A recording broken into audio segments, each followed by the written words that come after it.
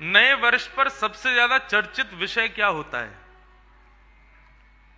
नए वर्ष पर दो चीजें सबसे ज्यादा चर्चित होती हैं। पहला, 31 की रात को किया गया ऊधम और 1 तारीख को ली गई दुनिया भर की प्रतिज्ञाएं। ये दो चीज बड़ी चर्चित होती हैं। कल रात्रि में कलकत्ता उतरा, वहां पर एक वैष्णव परिवार के यहां प्रसाद पाकर के जब निकले हम लोग, तो करीब 11:30 बजे निकला रात को। ठीक 12 बजे रास्ते में एक जगह पड़ी थी, वहां हम पहुंचे। क्या नाम था उसका? कौन सा कोई घाट था?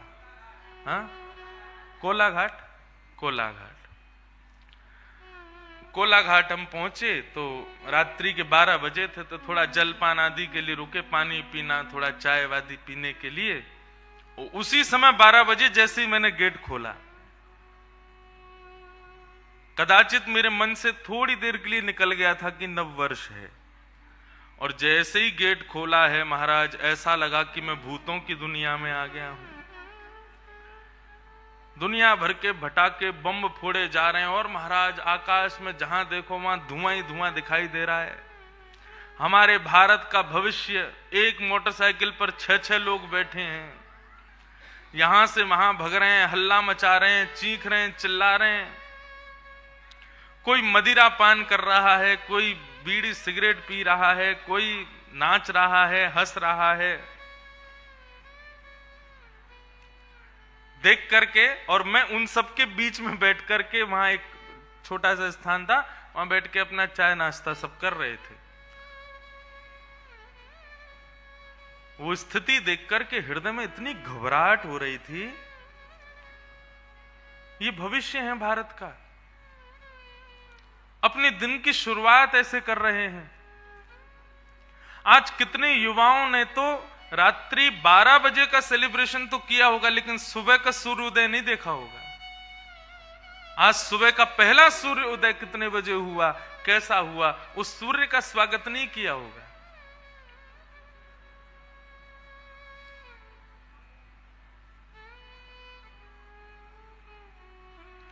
हम लोगों ने अपनी संस्कृति को पूर्ण रूपेण खो दिया है। ये नववर्ष बनाने की मैं मना नहीं करता, लोग मुझे शुभकामनाएं दे रहे हैं, मैं भी उनको दे रहा हूं, लेकिन ऐसे नववर्ष मनाने की तो हमारे शास्त्रों में कहीं विधान नहीं, कहीं ऐसा रूप नहीं। व्यक्ति अपना पहला कोई भी कर्तव्य बहुत सोच समझ करके करता है कि सारा साल इसी पर निर्भर होने वाला है। हमारे युवा कैसे अपना नववर्ष मनाते हैं? कल मेरा मन था कि मैं एयरपोर्ट से सीधा पहले कालीघाट दर्शन करने जाऊंगा और फिर प्रसाद पाके निकलूंगा, तो कलकत्ता के लोगों ने मना कर दिया। बोले महाराज जी, आप कालीघाट दर्शन तो आपको 2 मिनट में होगा, लेकिन आप कालीघाट पहुंच नहीं पाओगे। मैंने कहा क्यों? बोले रास्ते जाम हैं, जगह जगह हल्ला मच रहा है, पार्टियां हो रही हैं, ऊधम मचाए जा रहे हैं, पुलिस खड़ी है, बैरिकेडिंग है। ऐसे मनाया जाता नववर्ष? प्रातः काल का सूर्य उदय जब हुआ होगा, पहला सूर्य, उसको प्रणाम किया जाए, उसको वंदन किया जाए। वास्तविकता यह है, हम हिंदुओं का दिन रात्रि 12 बजे नहीं होता। हम हिंदुओं का दिन कब प्रारंभ होता है? जब सूर्य की पहली किरण प्रकट होती है। लोग व्रत आदि भी करते हैं ना एकादशी का, तो संत जन बताते हैं कि एकादशी कब तक मानी जाएगी? बोले जब तक सूर्योदय नहीं होगा। सूर्योदय होने के बाद में एकादशी का पालना किया जाता है।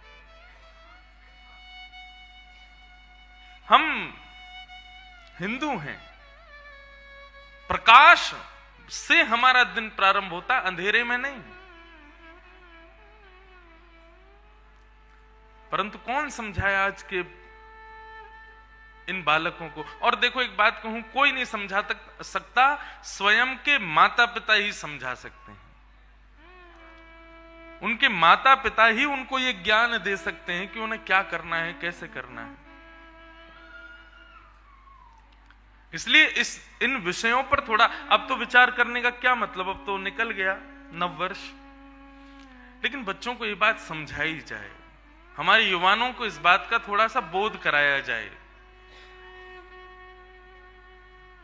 जिस प्रकार से वो अपना जीवन जी रहे हैं, इससे भारत का भविष्य, भारत का धर्म, भारत के मंदिर बड़ा खतरे में। मैं तो कहा करता हूं, आज राम मंदिर के लिए करोड़ों रुपया इकट्ठा हो रहा है। अभी यहां विश्राम करते मेरी कथा अयोध्या में है 11 से। अयोध्या के लिए इतना सब कुछ सब लोग कर रहे हैं, राम मंदिर बनाएंगे, उसके लिए कितनी प्रतीक्षा, कितने बलिदान लोगों ने दिए। लेकिन मैं आपसे पूछना चाहता हूं, राम मंदिर बन तो जाएगा 2-4 साल में, लेकिन आगामी 30 साल बाद जो ये जितने लोग यहां बैठ के कथा सुन रहे हैं, आप सबकी आयु ज्यादा से ज्यादा 50 साल और होगी आगे। इसमें कोई चिंता वाली बात नहीं है, इतना ही है। उसके बाद कौन जाएगा मंदिर? क्योंकि हमारे युवाओं में तो बिल्कुल श्रद्धा है नहीं, उनके अंदर भावना उतनी तो है नहीं। कौन श्री राम जी को प्रणाम करने जाएगा? कौन उस मंदिर में जाएगा जिसके लिए लाखों लोगों ने बलिदान किया?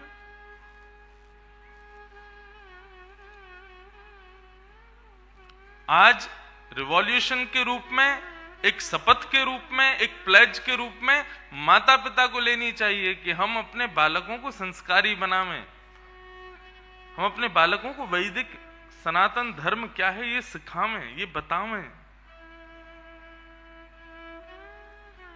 बहुत जरूरी है।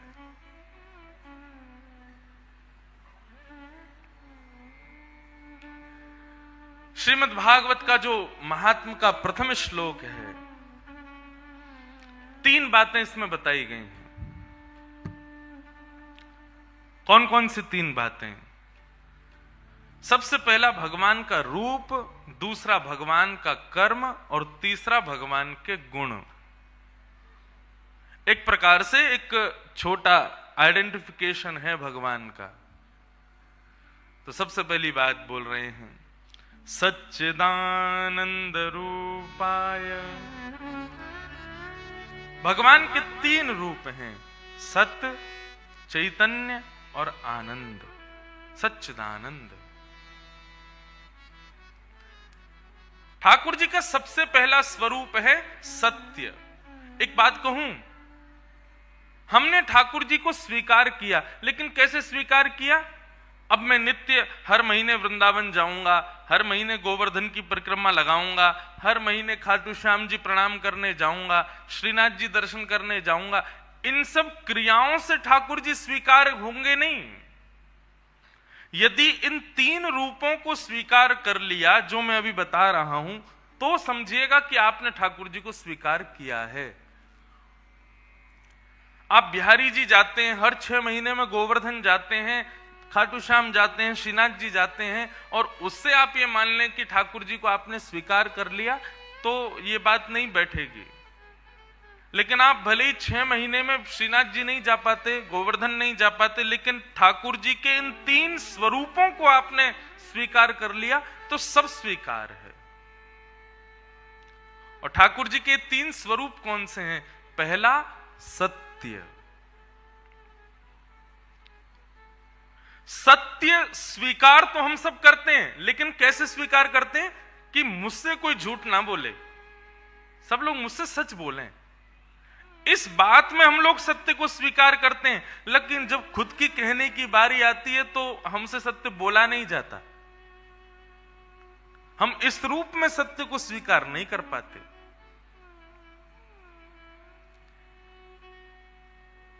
कहने में और सुनने में, दोनों स्थिति में सत्य को स्वीकार करो। अभी स्थिति यह है, सुनना सब चाहते हैं सत्य, लेकिन बोलना कोई नहीं चाहता।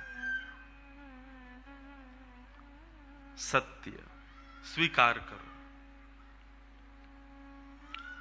दूसरा चैतन्य। चैतन्य का तात्पर्य क्या है? सामने मंदिर में श्री राम जानकी और लखनलाल जी विराज रहे हैं, सुंदर शिवालय भी है बगल में, हनुमंत लाल जी भी बैठे हैं। अब उनके प्रति ये भावना नहीं होनी चाहिए कि ये केवल एक पाषाण है, ये केवल एक मूर्ति है, ये केवल एक धातु है, इस प्रकार की विचारधारा नहीं। उनको साक्षात चैतन्य समझो। चैतन्य का मतलब क्या होता है? जैसे हम एक दूसरे मानव को समझते हैं। बहुत सावधानी से बैठिए। अपने पुत्र को ठंडी होने पर हम तुरंत स्वेटर पहना देते हैं। क्यों? क्योंकि हमारी भावना है कि वो चैतन्य है, उसको सर्दी लग रही होगी। भूख लगने पर तुरंत भोजन बना के उसको पवाते हैं। क्यों? क्योंकि हमारी भावना है कि वो चैतन्य है। ऐसी भावना ठाकुर जी के प्रति हो। जिन माताओं बहनों के बालक थोड़ा सा हल्ला कर रहे हैं, उनसे थोड़ा निवेदन, अपने बच्चों को थोड़ी देर बैठा लो और हल्ला ना करें, ऐसी कुछ योजना बनाओ। क्योंकि अभी प्रथम दिन है, प्रथम भाव कह रहे हैं, थोड़ा मन लग जाए कथा में, उसकी बात है, थोड़ा सा संभालिए। ठाकुर जी चैतन्य हैं। उनके प्रति यह भावना नहीं कि एक पाषाण है, ये केवल एक धातु है, एक मूर्ति है, नहीं, वो साक्षात चैतन्य है। एक व्यक्ति था, लड्डू गोपाल जी की सेवा करता था, लेकिन उसका एक मित्र था, वो शंकर जी की सेवा करता था। और शंकर जी की सेवा करने वाला जो मित्र था वो बड़ा धनवान हो गया, और लड्डू गोपाल जी की जो सेवा करता था वो अभी भी साधारण सा ही था। एक दिन दोनों मित्र मिले तो शिव जी की आराधना करने वाला भक्त लड्डू गोपाल जी की आराधना करने वाले से बोला, भाई तुम आज तक कभी उठ नहीं पाए, तुम उसी स्थान पर हो, उतने ही दायरे में हो, कभी बढ़ नहीं पाए आगे। गोपाल जी की सेवा करने वाला बोला, मेहनत तो बहुत करता हूं, लेकिन क्या करूं, बढ़ ही नहीं पा रहा। शिव आराधक ने कहा कि एक काम करो, तुम अपने आराध्य बदल दो। ये तुम गोपाल जी की आराधना करते हो ना, इनकी जगह तुम शिव जी की आराधना शुरू कर दो, देखना कैसे जीवन में बदलाव आएगा। व्यक्ति के अंदर सबसे बड़ी कमी क्या है? ठाकुर जी के प्रति अविश्वास, अपने कर्तव्यों के प्रति अविश्वास, और सबसे बड़ी बात कहूं, अपने प्रति अविश्वास। सेल्फ कॉन्फिडेंस लेवल बिल्कुल शून्य है हम लोगों का। खुद पर ही भरोसा नहीं है हमें। हम जो कर रहे हैं, हमारी जो क्रिया है वो उचित है कि नहीं, हमें दूसरे से राय लेने की जरूरत पड़ती है।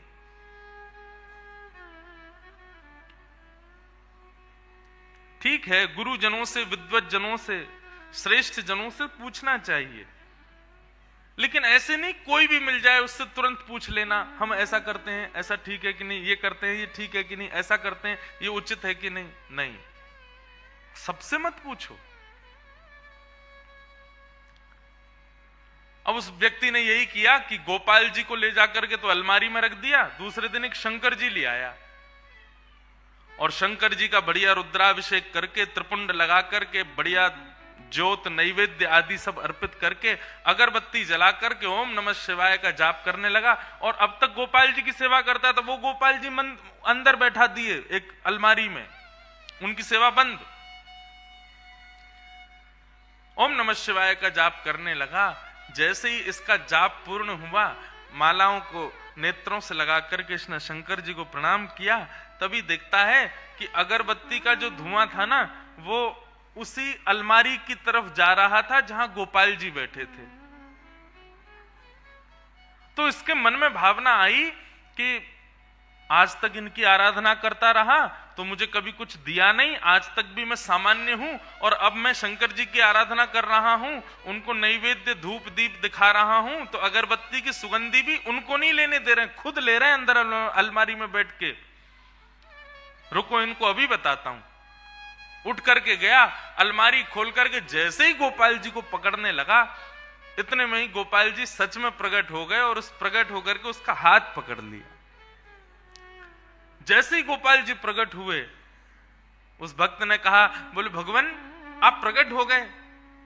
बोले हाँ प्रकट हो गए। बोले तो फिर ये तो मैं सबको बता दूंगा कि भाई शिव जी की आराधना से गोपाल जी प्रकट होते हैं। गोपाल जी बोले नहीं भैया, हम शिव जी की आराधना से प्रकट हुए, ऐसी बात नहीं है।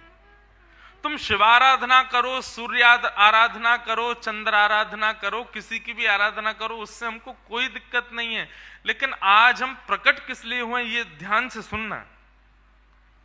आज तक तुमने केवल हमको अष्ट धातु की एक मूर्ति समझा था। तुम्हारे मन में कभी ये भावना नहीं आती थी कि इनकी आंखें भी हैं, इनकी नाक भी है, इनकी जीभ भी है, इनके कान भी हैं, इनकी त्वचा भी है, इनके हाथ पैर भी हैं।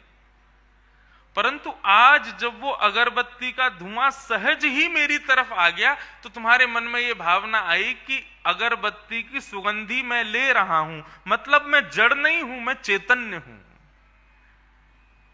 वास्तव में शिव आराधना ने मुझे प्रकट नहीं किया, तुम्हारे हृदय में जो चैतन्यता का भाव मेरे प्रति आया है, उसने मुझे प्रकट किया है। ये चैतन्य हम मानते हैं, नहीं मानते। आपके यहां तो सर्दी पड़ती नहीं है, लेकिन मैं शॉक्ड था। कलकत्ता में कल जब उतरा तो मैं जैकेट पहन के आया था, क्योंकि दिल्ली का टेम्परेचर था 7 और कलकत्ता का था मेरे ख्याल से 21 या 22। रात में जब उतरा तो वहां पर मैंने पुलिस कर्मियों को देखा, वो मुफलर पहन के घूम रहे थे। उनको देख करके मुझे लगा कि, मैंने कहा भैया ये यहां पर मुफलर पहनने, तो दिल्ली में इनका क्या हाल होगा।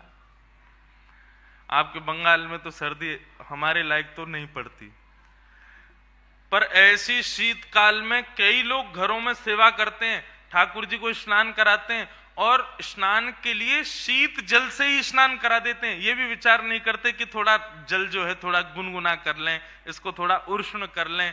क्यों ये शीत जल से आप क्यों स्नान करा देते हो? क्योंकि आपके हृदय में ठाकुर जी के प्रति चैतन्यता नहीं है।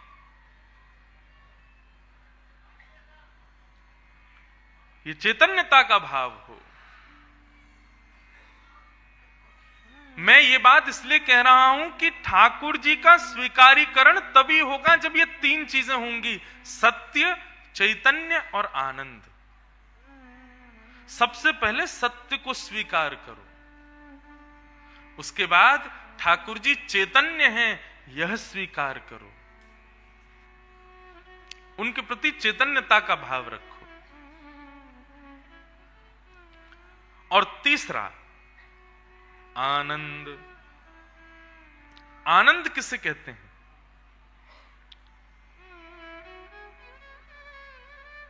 कल रात में न्यू ईयर था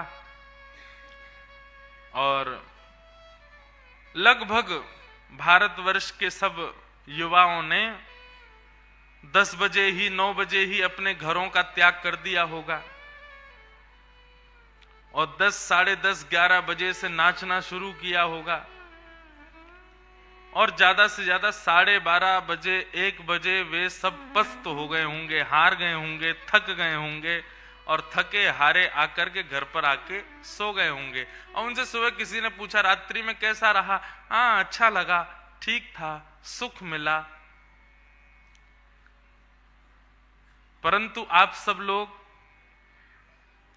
आज 1 जनवरी है, सवेरे 9:30 बजे से तैयार हो, मंदिर से कलश यात्रा लेकर के आए हो, यहां आकर के फिर प्रसाद पाया है, 2:30 बजे से व्यास जी का इंतजार कर रहे हो, 4 बजे व्यास जी मंच पर आए हैं, अभी 5 बज रहे हैं, सुबह 10 बजे से लेकर के 5 बजे तक की आपकी ये यात्रा इतनी लंबी हो गई।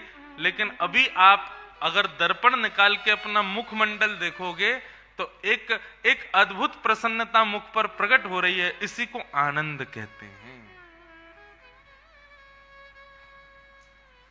ताली बजाने का मन करे जोर से बजाओ, कंजूसी नहीं करो उसमें।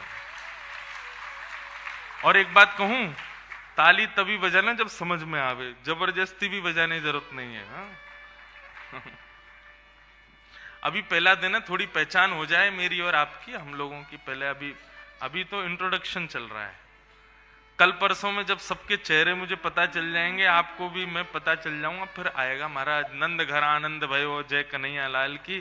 फिर खूब सुंदर जो है नंदोत्सव मनाएंगे, गोवर्धन उत्सव मनाएंगे, रुक्मणी विवाह मनाएंगे और फिर हम चले जाएंगे। सुख में और आनंद में अंतर कितना है, मैं बहुत अच्छे से अपनी कथा में इस बात को रखा करता हूं। बहुत ध्यान से सुनिएगा बंधुओं, आप खुद प्रैक्टिकल करके देखिए, सुख कहां मिलता है और आनंद कहां मिलता है, दोनों में अंतर है। संसार से संबंध रखने वाली कोई भी वस्तु हो, कोई भी A to Z कुछ भी, उस वस्तु का अति भोग, अति सेवन आपको केवल और केवल सुख देगा। परंतु भगवत संबंधी, ठाकुर जी से संबंधी कोई भी वस्तु हो, उसका अति सेवन, अति भोग आपको आनंद देगा। यह अंतर है सुख में और आनंद में। सांसारिक कोई भी वस्तु हो, मुझे बंगाल का सबसे प्रिय लगता है संदेश, सौंदेश, रसोगुल्ला, और वो रसोगुल्ला भी वो वाला जो मटके में मिलता है और थोड़ा सा खजूर, गुड़ के रस वाला, बड़ा आनंद आता है। गलत बोल गया, आनंद नहीं, सुख मिलता है। अब मुझे बहुत प्रिय है, कल मैं जहां प्रसाद पा रहा था रात्रि में कलकत्ता में, उनको भी पता चला तो उन्होंने रसगुल्ला मंगाए, संदेश मंगाया, सब मंगाया। आपको पसंद है, एक रख दिया संदेश, 2 रख दिए, 3 रख दिए, 4 रख दिए, खाता गया। लेकिन मानव का स्वभाव है, संसार की कोई भी वस्तु हो, जितना उसका सेवन करोगे ना, धीरे धीरे हर पल आपके उस सेवन से आपके अंदर की इच्छा नष्ट होने लग जाएगी उसको पाने के लिए। जब हम स्कूल में पढ़ते थे, फिजिक्स में एक डेंसिटी बताई जाती थी, वस्तु का अति भोग करने से हमारी इच्छा जो है नष्ट होने लग जाती है। संदेश भले ही मुझे कितना भी प्रिय हो, लेकिन 3-4 संदेश खाने के बाद में 5वां संदेश खाना तो बहुत दूर की बात, देखने की भी इच्छा नहीं करेगी मेरी, भले ही वो कितने भी अच्छे से क्यों ना बनाया हो। यह है सांसारिक सुख कि उसका लिमिट अगर क्रॉस हो गई तो वो वस्तु आपको फिर सुख नहीं दे पाएगी, वो आपको फिर प्रसन्न नहीं कर पाएगी। लेकिन ठाकुर जी से संबंधी, चाहे वो कथा हो, चाहे वो दर्शन हो, चाहे वो तीर्थ यात्रा हो, जितनी बार करोगे, जितना ज्यादा सुनोगे, जितना गहराई में जाओगे, जितना अति सेवन करोगे, उतनी और लालसा बढ़ती चली जाएगी। इसी को आनंद कहते हैं। आज तो पहला दिन है कथा का, 3 दिन बाद ये स्थिति होगी, मैं गारंटी से कह रहा हूं कि 3 बजे कथा प्रारंभ होगी, 7 बजे जब कथा विराम होगी तो आप लोग कह उठेंगे कि महाराज जी आप थोड़ी बहुत देर और सुनाया करो, 7 बजे तक भी मन नहीं भरता, थोड़ा मन करता है और थोड़ा सुने। इसी को आनंद कहते हैं, जहां पर हम समय की पाबंदी से बच जाते हैं, शरीर की स्थिति से निकल जाते हैं, भोजन पानी ये सब हमारा बिल्कुल शांत हो जाता है, शरीर की सारी इच्छाएं नष्ट जैसी हो जाती हैं। इसको आनंद कहते हैं।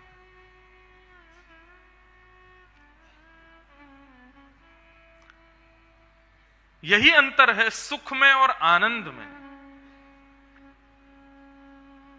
तो भगवान के 3 मुख्य स्वरूप बताए गए हैं। पहला, जो व्यक्ति सत्य को स्वीकार करता है भगवान उसके पास है। जो ठाकुर जी को चैतन्य मानता है भगवान उसके पास है। और जो आनंद में ही सराबोर रहता है ठाकुर जी उसके पास हैं।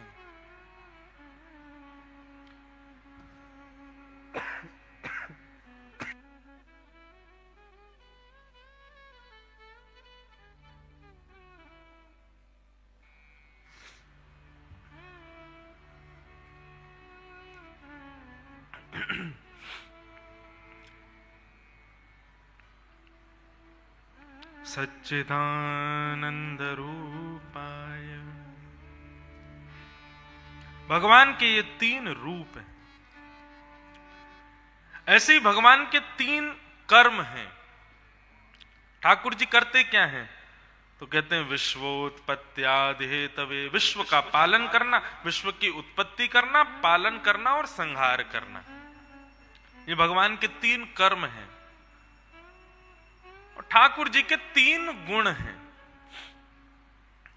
हर व्यक्ति के गुण होते हैं, किसी के गुण में क्रोध होता है, किसी के गुण में दया होती है, किसी के गुण में कृपा होती है, किसी के गुण में चतुराई होती है। ठाकुर जी का गुण क्या है? बहुत सुंदर गुण, तापत्रय विनाशाय। ठाकुर जी का गुण है कि एक बार उनको प्रणाम करने वाले व्यक्ति के ठाकुर जी तीनों प्रकार के तापों को नष्ट करते हैं, आदि दैविक, आदि भौतिक, आध्यात्मिक। ताप किसे कहते हैं? ताप कहते हैं दुखों को। अब एक बात मेरी थोड़ी ध्यान से सुनिएगा बंधुओं, भगवत सन्निधि लेने से, भगवान के सन्मुख जाने से, भगवान की बहुत सेवा करने से और सत्यचंडी यज्ञ कराने से, रुद्राभिषेक कराने से, हनुमान जी पर चोला सुंदरकांड आदि कराने से जीवन में दुख खत्म हो जाते हैं? ऐसा नहीं होता। बिल्कुल स्पष्ट बोल रहे हैं हम। दुख आपके प्रारब्ध से आपको प्राप्त है, आपके कर्मों से आपको प्राप्त है। देवता का वंदन करना, देवता को पूजना, देवता की किसी आराधना से उस दुख को नष्ट की इच्छा नहीं होगा। आप कहेंगे तो फिर क्या होता है? भगवत आराधन करने से, भगवत सन्मुख जाने से, भगवत सन्निधि प्राप्त करने से दुख तो जीवन में आएगा, परंतु भगवत सन्निधि के कारण उस दुख से लड़ने की क्षमता आपको प्राप्त होगी। और इसका सबसे बड़ा प्रमाण पता है क्या है? गीता, महाभारत। अर्जुन के साथ थे भगवान, उसके सारथी थे भगवान। चाहते तो भगवान एक भ्रगुटी टेढ़ी कर लेते, थोड़ा बस क्रोध भर के देख लेते तो कौरव वैसे ही मर जाते, लेकिन नहीं। भगवान ने बार बार अर्जुन को समझाया और कहा तुम युद्ध करो, युद्ध करो, युद्ध करो। और सारा युद्ध 18 दिन तक करवाया अर्जुन के द्वारा। भगवान चाहते तो युद्ध को 2 मिनट में समाप्त कर देते, लेकिन नहीं, कर्म करवाया। इससे यह बात पता चलती है कि भाई ठाकुर जी की सन्निधि लेने से हमारे संकट जीवन के नष्ट नहीं होंगे। संकट तो जीवन में आएंगे, बस जैसे अर्जुन को दिशा मिलती गई, क्या करना है, कैसे करना है, कहां करना है, वैसी दिशा हमको मिलेगी ठाकुर जी के पास जाके। एक प्रकार से समझ लो, आज की भाषा में समझाऊं तो गूगल मैप होता है सबके फोन में आप उसमें सीधा सीधा डाल देते हो कि मुझे यहां से कलकत्ता जाना है। उसमें डालने से आपको वो मार्ग प्रशस्त करेगा। ऐसा नहीं कि गाड़ी उड़ के सीधा कलकत्ता ही पहुंचेगी, गाड़ी चलानी पड़ेगी, पेट्रोल भरना पड़ेगा, ब्रेकर आएगा तो ब्रेक लगाना पड़ेगा, ट्रक सामने होगा तो संभालना पड़ेगा।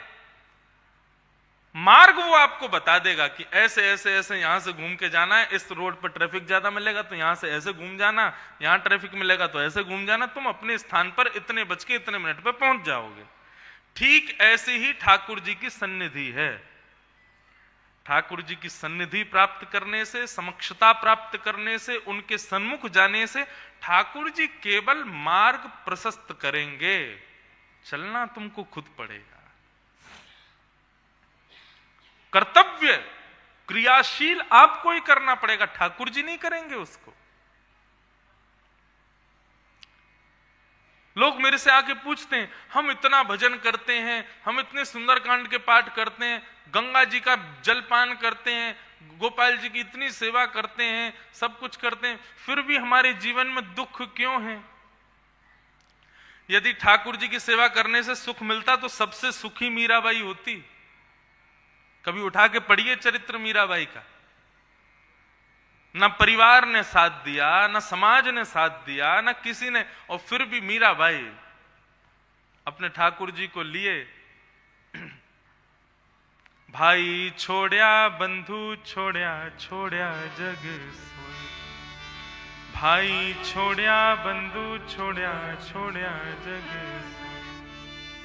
साधुअन संग बैठ बैठ, साधुअन संग, साधुअन संग बैठ बैठ, साधुअन संग लोक लाज खोई रे, मेरे तो गिरधर गोपाल, मेरे तो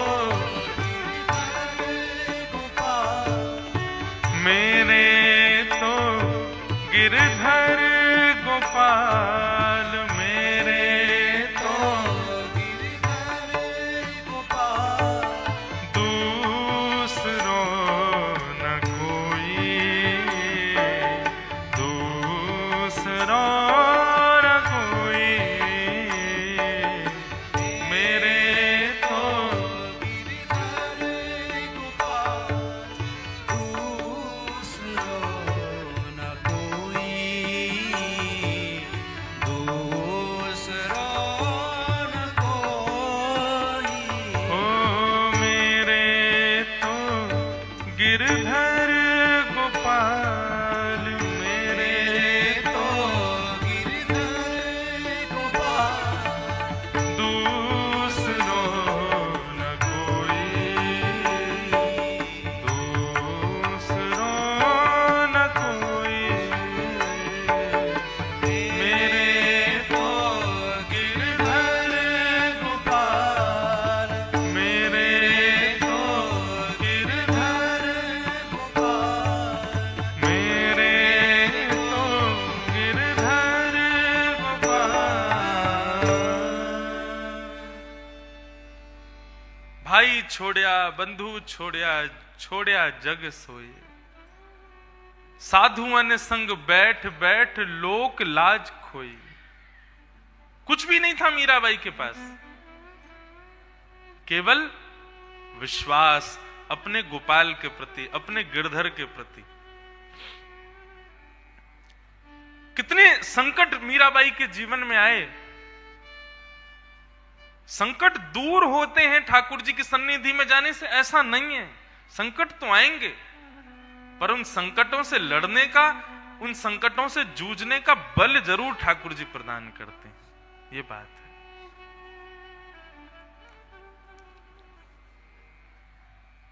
मैं एक कथा आजकल अपनी कथा में कहा करता हूं, जगन्नाथ जी के प्रिय भक्त हुए श्री माधव दास जी। माधव दास जी को एक बार बहुत बड़ा रोग हो गया, पेट का रोग। बार बार उनको शौचालय जाना पड़ता था। इतने बीमार हो गए कि अब स्वयं से अपने मलमूत्र को पहुंच भी नहीं पा रहे, अपने आप को साफ भी नहीं कर पा रहे थे। तब ऐसी स्थिति में जगन्नाथ जी स्वयं आ गए उनकी कुटिया में और आकर के जल भर के लामे और श्री माधव दास जी के अंग को पहुंचे, अंग को साफ करें। माधव दास जी के जब नेत्र खुले तो देखा कोई और नहीं, मोर मुकुट वंशीधारी स्वयं जगन्नाथ जी लगे सेवा में। माधव दास जी रोने लगे, बोले भगवान आप क्या कर रहे हो? ठाकुर जी बोले क्यों माधव, तुम भक्ति मेरी सेवा करना जानते हो, मैं अपने भक्तों की सेवा नहीं कर सकता। माधव दास बेचारा मेरा इतनी पीड़ा में है, इतने कष्ट में है, उसको पेट का रोग हो गया है, वो स्वयं को स्वच्छ नहीं कर पा रहा। यदि मैं इतना कर दूं तो मेरी कोई प्रभुता घट थोड़ी जाएगी, मैं कोई ऐसा थोड़ी है कि भगवान तत्व से कोई पदभ्रष्ट हो जाऊंगा, क्या बुराई है? माधव दास जी बोले बुराई कोई नहीं है भगवान, लेकिन मुझे चिंता ये इस बात की हो रही है, आप मेरे मैले शरीर को साफ करना आपको मंजूर है, मेरे दूषित शरीर को पानी डाल करके स्वच्छ करना आपको मंजूर है, आप मुझे ठीक ही कर दीजिए ना, मेरी पीड़ा ही दूर कर दो ना। ये जो बीमारी मुझको हो गई है, इस बीमारी को सही कर दीजिए ना। आपको करना ही नहीं पड़ेगा ये सब, आपके लिए कौन सी बड़ी बात है? एक बार हाथ फेर दो, बस मैं बिल्कुल स्वस्थ हो जाऊंगा, ठीक हो जाऊंगा, मेरी पीड़ा दूर हो जाएगी, अपने आप पहुंच लूंगा अपने शरीर को। आप पीड़ा दूर नहीं कर रहे हो और मेरे शरीर को साफ करने आ गए हो यहां पर, ऐसा क्यों? स्वयं जगन्नाथ जी कहते हैं माधवदास, हम लोग इस संसार में जब मानव को भेजते हैं ना, तो मानव अपने कर्म को यहां भोगने आता है पृथ्वी पर, और उसके जीवन में जितनी भी विपत्तियां आती हैं, आपत्तियां आती हैं, कष्ट आते हैं, ये सब उसके प्रारब्ध हैं, उसके कर्म हैं। यदि मैं कृपा करके, मैं थोड़ी दया करके अगर व्यक्ति के कर्मों से मिलने वाले दुखों को नष्ट कर दूंगा ना, तो कर्म तो बचा रह जाएगा, उसने भोगा ही नहीं, उसको भोगने के लिए फिर से आना पड़ेगा। आज माधव तुम एक पेट के रोग के कारण तुमको मलमूत्र आदि तुम्हारा निकल रहा है, आज तुम स्वयं इसको साफ नहीं कर पा रहे, तुम चाहते हो कि मैं तुमको ठीक कर दूं। यदि मैंने तुमको ठीक कर दिया तो तुम्हारा बचा हुआ जो कर्म है उसको भोगने के लिए तुमको फिर से आना पड़ेगा।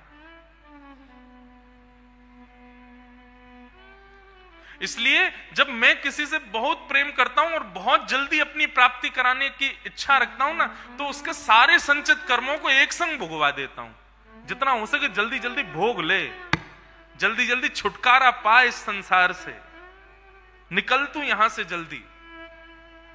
इसलिए भक्तों को, वैष्णवों को आप देखोगे उनकी आंखों में आंसू रखे ही रहते हैं। क्यों? कोई ना कोई संकट, कोई ना कोई ताप, कोई ना कोई दुख उनके जीवन में बना ही रहता है। हमारे वृंदावन में आकर के देखो कितने कितने कैसे बड़े बड़े भजनानंदी 2-2 लाख नाम जप रोज करते हैं, 2 लाख नाम जप। लेकिन किसी को सिरदर्द की बड़ी बीमारी रहती है, किसी को बुखार चढ़ा रहता है, किसी को कुछ पचता नहीं है, किसी को कुछ, किसी को कुछ। हमारे वृंदावन के वैष्णव संतों को देखो कितना शुद्ध पाते हैं वे लोग। देसी गाय का ही दूध पिएंगे, देसी गाय के घी से निर्मित सामग्री खाएंगे, लेकिन फिर भी सबको कोई ना कोई रोग लगा होगा। इससे ये बात समझ में आती है कि ठाकुर जी जल्दी छुटकारा देने के लिए उनके सारे प्रारब्धों को एक संग भुगवा रहे हैं। और यहां आप लोग देखो दुनिया भर का उल्टा सीधा खाने वाले लोग कुछ भी खा जाते हैं, कुछ भी पी जाते हैं, लेकिन उनको कोई रोग ही नहीं हो रहा। वो बड़े प्रसन्न हैं, बड़े आनंद में घूम रहे हैं। इसका मतलब क्या है? ठाकुर जी ने उनको भोगने के लिए बनाया है। ठाकुर जी की उन पर कृपा दृष्टि नहीं है, इसलिए उनके जीवन। आपके स्वयं के बंगाल में जिनका जन्म हुआ है, ऐसे स्वामी श्री विवेकानंद कहते हैं, यदि जीवन में एक दिन भी बिना कठिनाइयों के आपका निकलता है ना, तो आपको चिंता होनी चाहिए कि मैं कुछ गलत कर रहा हूं। आज मेरे जीवन में कोई विपत्ति क्यों नहीं आई? आज मेरे जीवन में कोई विपरीत स्थिति क्यों नहीं आई? आज मुझे चिंता क्यों नहीं हुई? स्वामी विवेकानंद कहते हैं, यदि प्रत्येक दिन आपका चिंता में व्यतीत होता है, विपत्तियों में आपत्तियां कोई ना कोई आई जाती है हर दिन, तो समझना, खुश हो जाना, थोड़ा अपनी पीठ थपथपाना, ठाकुर जी की तुम पर दया दृष्टि है, जल्दी जल्दी तुम्हारे प्रारब्धों को नष्ट करवा रहे हैं तुमसे।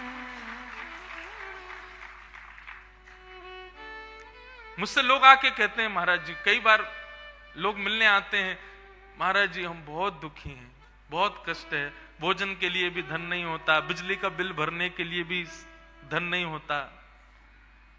ऐसे लोगों को देखकर के दोनों प्रकार की भावना मन में आती है, कष्ट भी होता है और ये भी लगता है कि भाई तेरी अब जल्दी जल्दी निवृत्त होने वाला है तू, इसीलिए इतना संकट जीवन में है।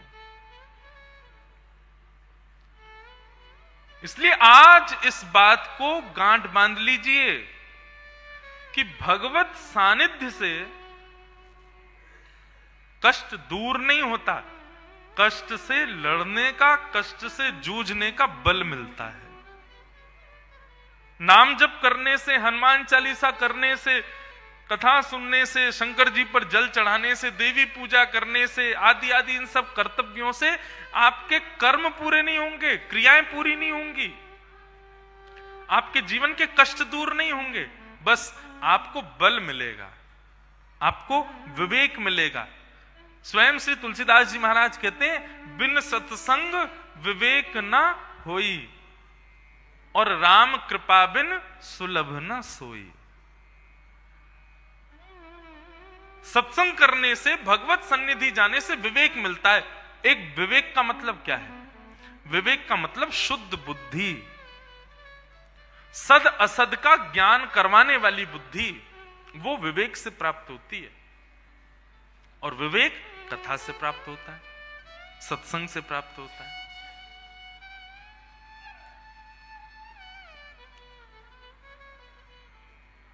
भगवान के सन्मुख जाओ, भगवत सानिध्य में जाओ, तो यही कामना करो, हे नाथ मुझे अर्जुन की तरह बल देना। अर्जुन ने कह दिया था, सेनयोर भयोर मध्य रथम स्थापय मेच्युत, हे अच्युत मेरे रथ को ले जाकर के उभय सेना के बीच में खड़ा कर दीजिए, मैं देखना चाहता हूं मेरा युद्ध किससे होने वाला है। और भरी सभा के बीच में, भरी सेना के बीच में जब अर्जुन का युद्ध रथ खड़ा किया भगवान ने जाके, तो अर्जुन ने जब सामने नजर घुमाई और जब अपनों को पाया, रख दिए धनुष बाण नीचे। मैं युद्ध नहीं कर पाऊंगा, मेरे बस का नहीं है युद्ध करना, मैं इनको नहीं मारूंगा, ये मेरे अपने हैं। तब भगवान खड़े हुए, कमर पर हाथ रखी, बोले कायरों की सी बात करता है, युद्ध के बीच मैदान में आकर के कह रहा है कि मैं युद्ध नहीं करूंगा। और तब भगवान ने उसको गीता का ज्ञान दिया। भगवान ने अर्जुन के बदले युद्ध नहीं लड़ा या फिर युद्ध को समाप्त नहीं किया, उसको ज्ञान दिया, उसको सुबुद्धि प्रदान की, उसको विवेक प्रदान किया।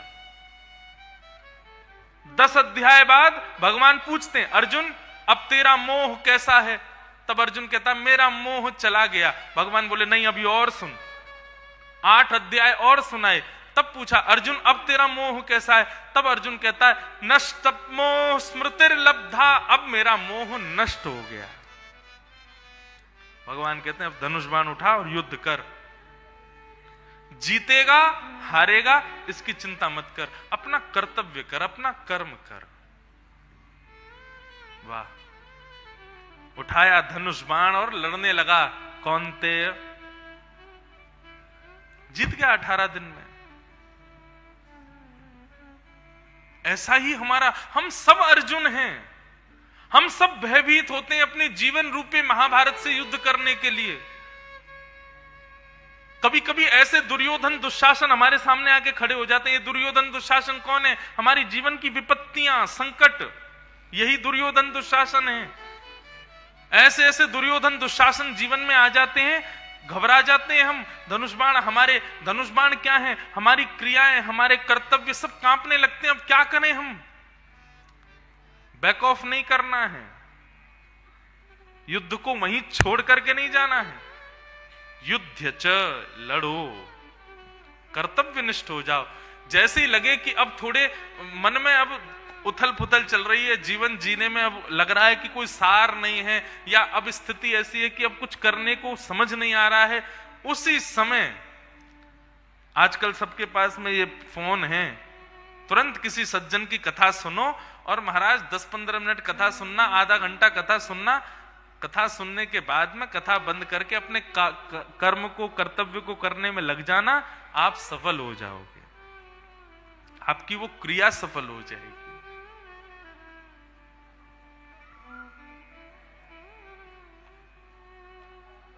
तापत्रय विनाशाय श्री कृष्णाय वयं नमः।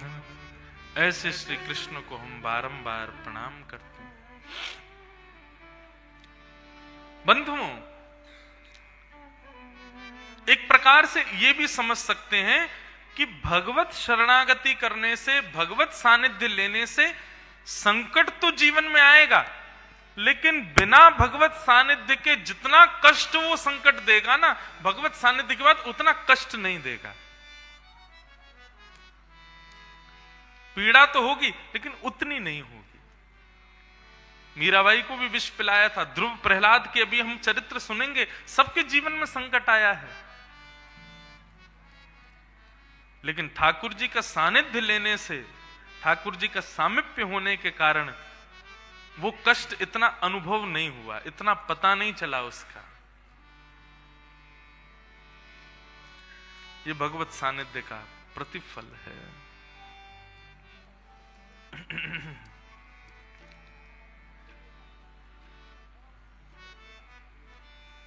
मैं एक भाव अपनी कथा में गाया करता हूं।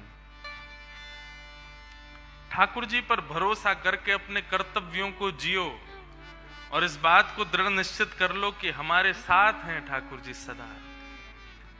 अनुब्रजाम में हम नित्यम पूये ये तन्य रेणु विह। भगवान कहते हैं मैं अपने भक्तजनों के पीछे ऐसे अनुगमन करता हूं जैसे गैया के पीछे उसका बछड़ा चलता है। ठाकुर जी इतने अधीन होकर के रहते हैं अपने भक्तों के, लेकिन वैष्णव भक्त हो तब ये संभव है।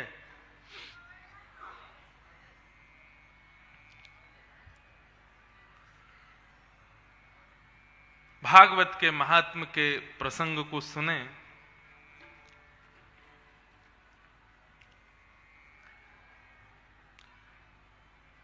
88,000 सौनकादि ऋषि नैमिषारण्य में बैठकर के मानव कल्याण के लिए यज्ञ कर रहे थे। यज्ञ करते करते उनको अनुभव हुआ कि हमारे यज्ञ से कोई विशेष प्रभाव होने वाला नहीं है। तभी उन सबके मध्य में परम ज्ञानी श्री सूत जी महाराज का आगमन हुआ। बहुत ध्यान से सुनिएगा आप सब लोग। भैरवी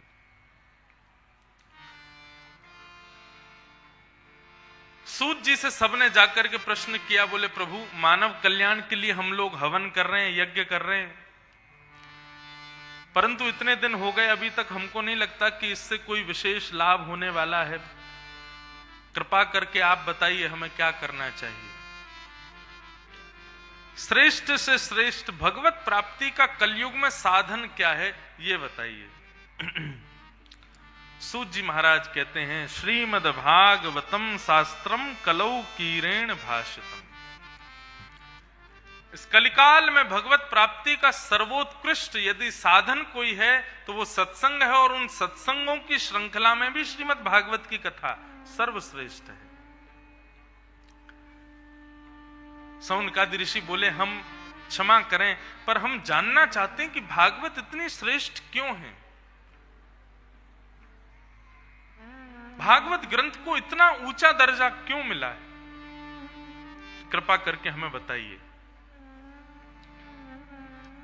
तब सूत जी महाराज सौनकादि ऋषियों को बताते हैं, बोले एक समय की बात है,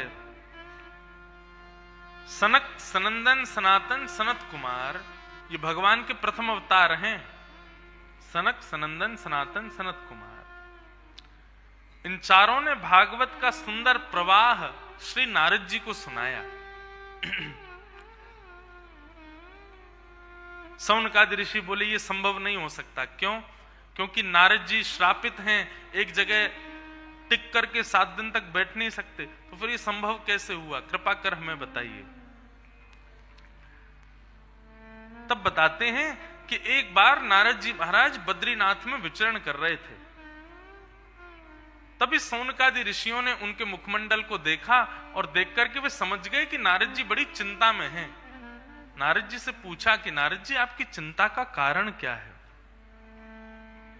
तब नारद जी महाराज बताते हैं, हे सौनकादि ऋषियों कि अहम तुम पृथ्वीं यातो ज्ञात्वा सर्वोत्तमामिति पुष्करं च प्रयागं च काशीं गोदावरी यथा हरिक्षेत्रे कुरुक्षेत्रे श्रीरंगं सेतुबन्धनम् एवमादिषु तीर्थेषु ब्रह्माण इतस्ततः। बहुत सावधानी से सुनिएगा। नारद जी महाराज कह रहे हैं, जैसे बंधुओं हम लोग आपस में जब बैठते हैं विदेश की बड़ी प्रशंसा करते हैं, विदेश बड़ा अच्छा है, विदेश में भी ये देश बहुत सुंदर है, बड़ी अच्छी साफ सफाई है, बड़ी व्यवस्थाएं हैं, आदि आदि। तो फिर सबके मन में आता है कि हम भी कभी विदेश जाएं। ठीक वैसे ही जब ऋषि जन एक साथ बैठते हैं और तीनों लोकों के देवता एक साथ बैठते हैं तब वो पृथ्वी की बड़ी प्रशंसा करते हैं। पृथ्वी बड़ा अच्छी है। क्यों पृथ्वी अच्छी क्यों? बोले पृथ्वी के लोगों को कितना सुयोग है, कभी भी चले जाओ जगन्नाथ जी का दर्शन कर लो, कभी भी चले जाओ द्वारिकाधीश का दर्शन कर लो, बद्रीनाथ भगवान को देखाओ, श्रीनाथ जी का दर्शन कर लो, वृंदावन बिहारी लाल का दर्शन कर लो। ये योग्यताएं जो हम आप सबको प्राप्त हैं, ये देवताओं को नहीं मिली हुई हैं। शंकर जी चाहें तो जगन्नाथपुरी नहीं जा सकते, द्वारिका नहीं जा सकते, श्रीनाथ जी नहीं जा सकते, हम जा सकते हैं कहीं भी कभी भी। तो देवता जो होते हैं ये कभी कभी अवकाश मांगते हैं ठाकुर जी से कि हमको कुछ दिन की छुट्टी दे दो। ठाकुर जी बोलेंगे क्यों? हम रूप बदल करके पृथ्वी पर जाना चाहते हैं, जरा देख के आएंगे आपके तीर्थ आदि कैसे हैं। एक बार नारद जी ने अवकाश लिया ठाकुर जी से और वो पृथ्वी पर भ्रमण करने के लिए आए।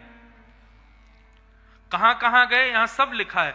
अहम तो पृथ्वीम यातो ज्ञात्वा सर्वोत्तमामिति पुष्करम च प्रयागम च काशी गोदावरी तथा हरिक्षेत्रे कुरुक्षेत्रे श्रीरंगम सेतु बंधनम एवमादिषु तीर्थेषु ब्रह्मांड इतस्ततः।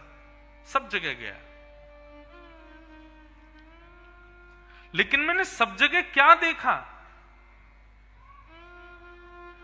ना पश्यम कुतचिक्ष मनस्संतोषकारकम कलिना धर्म मित्रेण धैर्यं बाधिताधुना। सब जगह गया मैं, यहां पर सारे तीर्थों के नाम लिए गए।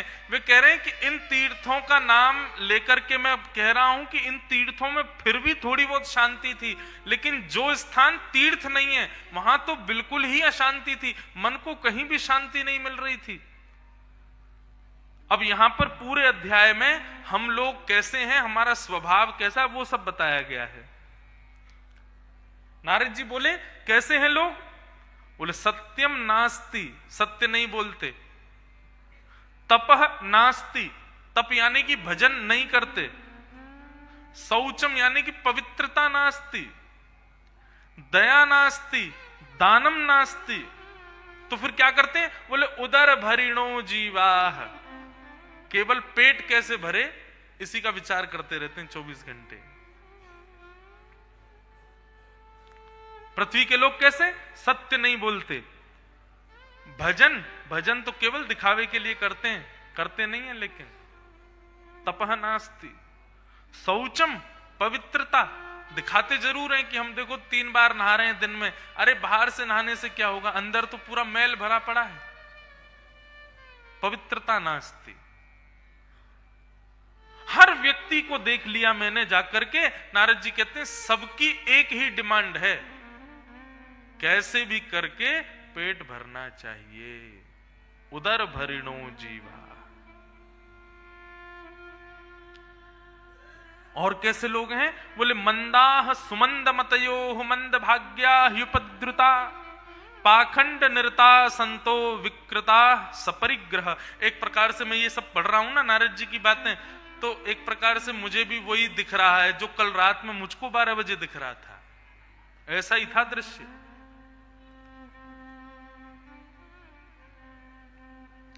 मंदा सुमंद मतयो, मंद बुद्धि।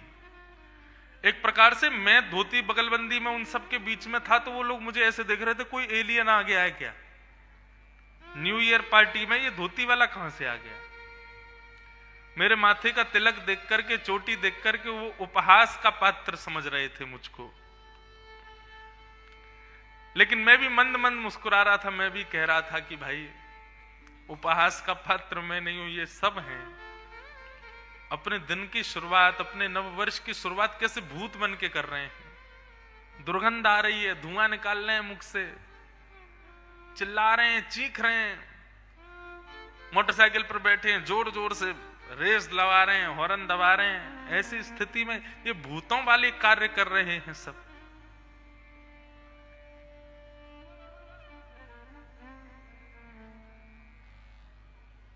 बंधुओं, भूत होते हैं क्या? भूत होते हैं, होते हैं। निश्चित भूत होते हैं।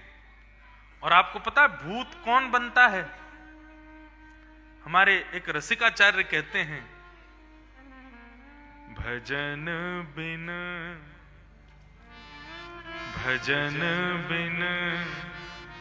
नर मर गट के भूत।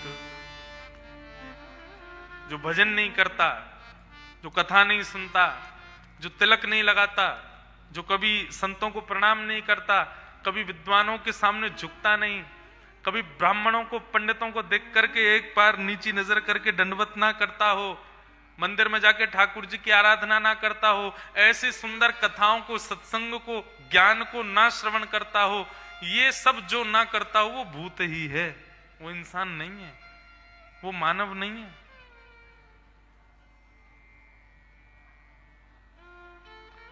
पद बहुत सुंदर है, मेरे पास पूरा लिखा है, मैं कल सुनाऊंगा। यही भजन बिन नर मर गट के भूत। इसमें अंतिम पंक्ति जो है वो ये है, मानत ना ही करत छल बाजी। सब छल कपट वाले काम करता है, जानते हुए भी कि ये सब पाप है। एक बात कहूं बंधु स्पष्ट, ऐसा दुनिया में कोई व्यक्ति नहीं है जिसको नहीं पता हो कि उसने पाप किया है और उसको ना पता हो। उसको पता है कि मैंने पाप किया है, मैंने जो किया है ये गलत किया है, ये उसको पता है। इस पर हामी करवाने की कोई जरूरत नहीं, ना कोई हां बोले, लेकिन अपने मन से पूछना, कभी हमने कुछ गलत किया हो और हमको आभास ना हुआ हो कि हमने गलत किया है? ऐसा हो नहीं सकता। छोटा सा बालक नोट फाड़ दे मुंह में लेकर के, क्यों? क्योंकि वो अबोध है, अज्ञानी है, वो करे कोई बात नहीं। लेकिन एक आयु होने के बाद में हम अपराध करते हैं तो अपराध का भी पता हमको तुरंत लग जाता है कि हमने गलत किया है। संसार में कोई व्यक्ति ऐसा नहीं जिसको नहीं पता होता कि मैं गलत कर रहा हूं।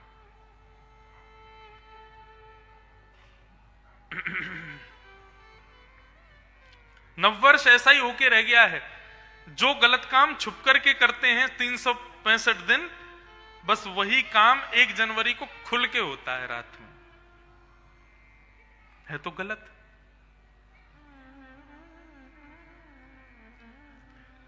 नारद जी महाराज 5000 वर्ष पहले बता दे रहे हैं कि दुनिया कैसी है।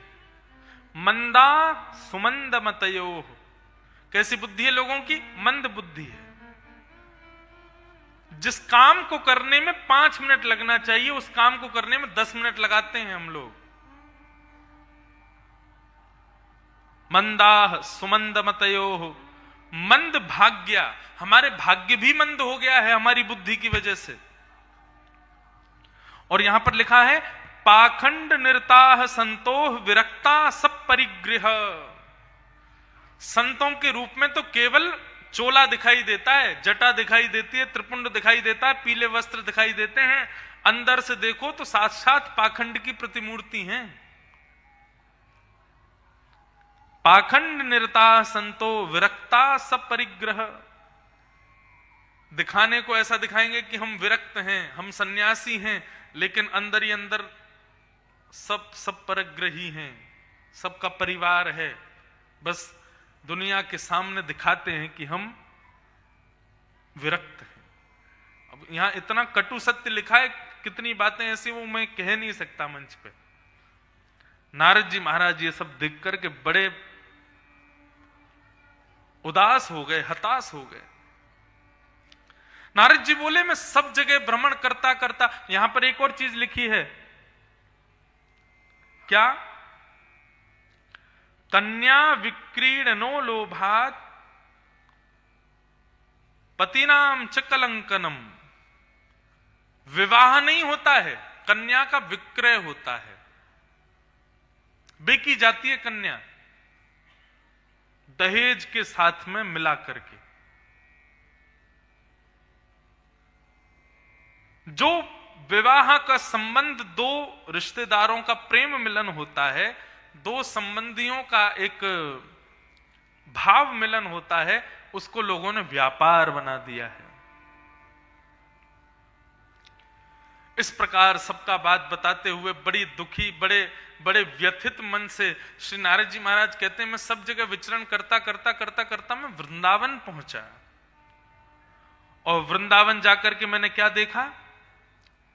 एक आश्चर्य देखा कि एक तरुणी बैठी है, एक परम सुंदरी, एक युवा कन्या बैठी है, और उस युवा कन्या की गोद में सर रख करके दो वृद्ध लेटे हुए हैं। मैंने जैसे उस कन्या को देखा, मैंने कहा ये युवा और इसके गोद में दो वृद्ध क्यों हैं?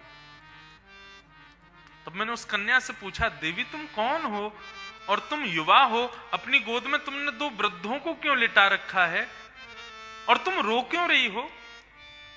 तब उस कन्या ने अपना परिचय मुझको दिया और वो कन्या कहती है, अहम भक्ति ऋतिख्याता एमो में तनयो मतौ ज्ञान वैराग्य नामानो कालयोगेन जर्जरो। मैं भक्ति हूं, मेरा नाम भक्ति है, और ये दो मेरे पुत्र हैं, एक का नाम ज्ञान है, दूसरे का नाम वैराग्य है। ये दोनों मेरे पुत्र हैं। कलयुग के प्रभाव के कारण मैं अभी भी युवा हूं, मैं अभी भी युवान हूं, लेकिन मेरे दोनों पुत्र वृद्ध हो गए हैं, बुढ़े हो गए हैं। बंधुओं, कलयुग ऐसे प्रभाव कर रहा है हम लोगों पर, हमारे स्वरूप पर, हमारे चित्त पर, हमारी बुद्धि पर। आज स्थिति ये हो गई है कि जब हम लोग बच्चे थे, हम लोग छोटे थे, हम लोग अपने माता पिता के सामने बोलने में संकोच करते थे, उनके पास, उनके सामने जाकर के अपनी बात मनवाने में संकोच करते थे। क्यों? एक बालपन था बुद्धि में। लेकिन आजकल के बालक ऐसे नहीं है, वो तुरंत अपने माता पिता के सामने जाते हैं, जो चाहिए, जो करना है वो तुरंत कह देते हैं, बिल्कुल भी संकोच नहीं करते कहने में। इससे क्या पता चलता है कि बुद्धि वृद्ध हो रही है जल्दी, उम्र से पहले। ये कलयुग का प्रभाव है हमारे ऊपर। हमारे सामने मोबाइल फोन आए और 12वीं कक्षा पार करने के बाद में शायद फोन प्राप्त हुआ होगा, लेकिन आजकल पहली दूसरी कक्षा में पढ़ने वाला बालक, उसके फेसबुक पे अकाउंट हैं, व्हाट्सएप चलाता है, सबको वीडियो कॉल करता है, सबसे बातें करता है, सबको मैसेज कर देता है।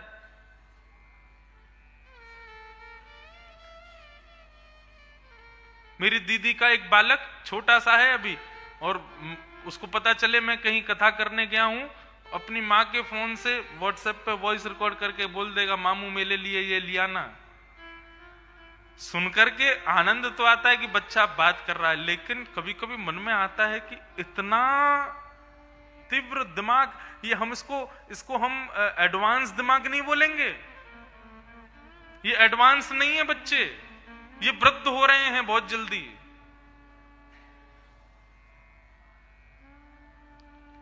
थोड़ा ध्यान दीजिए सब पर। सतयुग में भगवान नृसिंह बनकर के आए थे, किसको मारने के लिए आए थे? हिरण्यकश्यप। त्रेता में भगवान राम बनकर के आए थे, किसको मारने के लिए आए थे? रावण। द्वापर में भगवान कृष्ण बनकर के आए, किसको मारने आए? कंस और शिशुपाल, दंतवक्र। और कलयुग में भगवान का कौन सा अवतार होने वाला है? कल्कि। और कल्कि भगवान कौन से राक्षस को मारने आएंगे?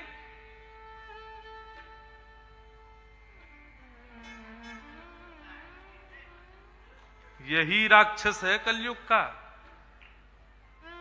और इस बात को आज आप लिख लीजिएगा, जब कलयुग का अंत समय आएगा।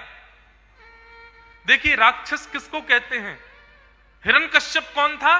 संसार से कहता था भगवान का भजन मत करो, भगवान को ध्याओ मत, भगवान की कथा मत सुनो, सब मुझे प्रणाम करो। रावण कौन था? कहीं कोई यज्ञ करता दिखाई दे जाता था तो पानी फेंक देता था, संतों को कारागृह में डाल देता था, सबको मारना पीटना। मतलब जो भजन करेगा, जो भगवत भजन करेगा, जो शुद्धता से जीवन जिएगा, जो माता पिता की सेवा करेगा, जिसका व्यवस्थित जीवन होगा, उसके व्यवस्थित जीवन को अव्यवस्थित करना, यही राक्षसों का कर्म रहा था। आज हमारे जीवन को सबसे ज्यादा अव्यवस्थित किसने कर दिया? मोबाइल फोन ने, इंटरनेट ने, सोशल मीडिया ने। हमारा जीवन जितना व्यवस्थित था उतना अव्यवस्थित हो गया अब। और आप ऐसा मत सोचना कि ये व्यास जी केवल हमको डांट रहे हैं मंच पे से, मैं खुद के लिए भी कह रहा हूं ये बात। मेरी भी जब सुबह आंख खुलती है तो सबसे पहले मैं भी कराग्रे बसते लक्ष्मी ने, मैं भी फोन ही ढूंढता हूं कहां है, रात में चार्ज हुआ कि नहीं हुआ। ये मेरी भी स्थिति है। देखो सुनाई दे रही है आवाज?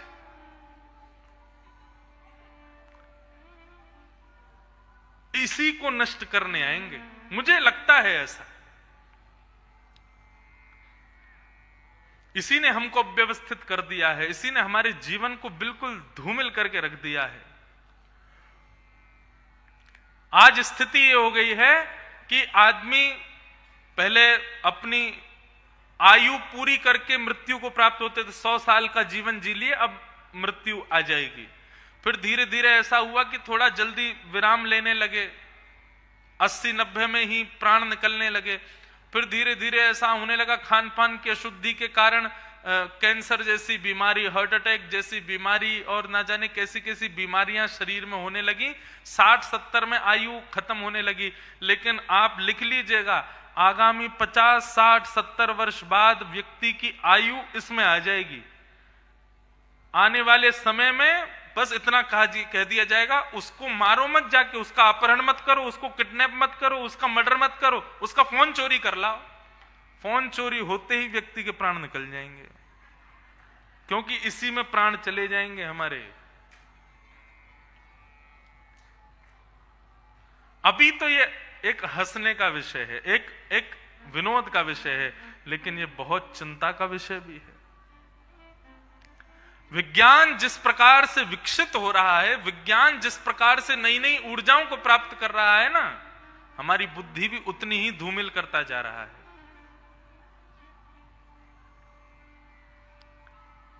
इसी को नष्ट करने आएंगे भगवान कल की।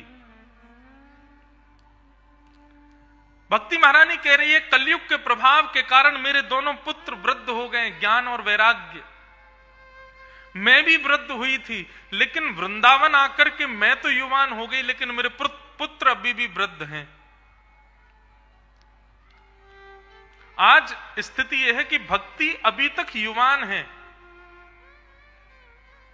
कलकत्ता में जाओ, कितने बड़े बड़े काली भक्त हैं महाराज।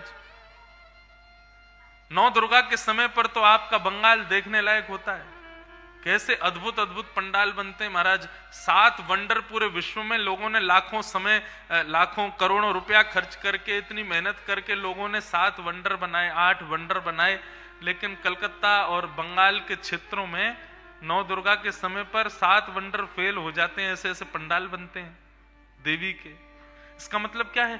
भक्ति में कमी नहीं है, भक्ति तो सबके अंदर है, सबकी युवा है, लेकिन कमी किसकी है? ज्ञान और वैराग्य।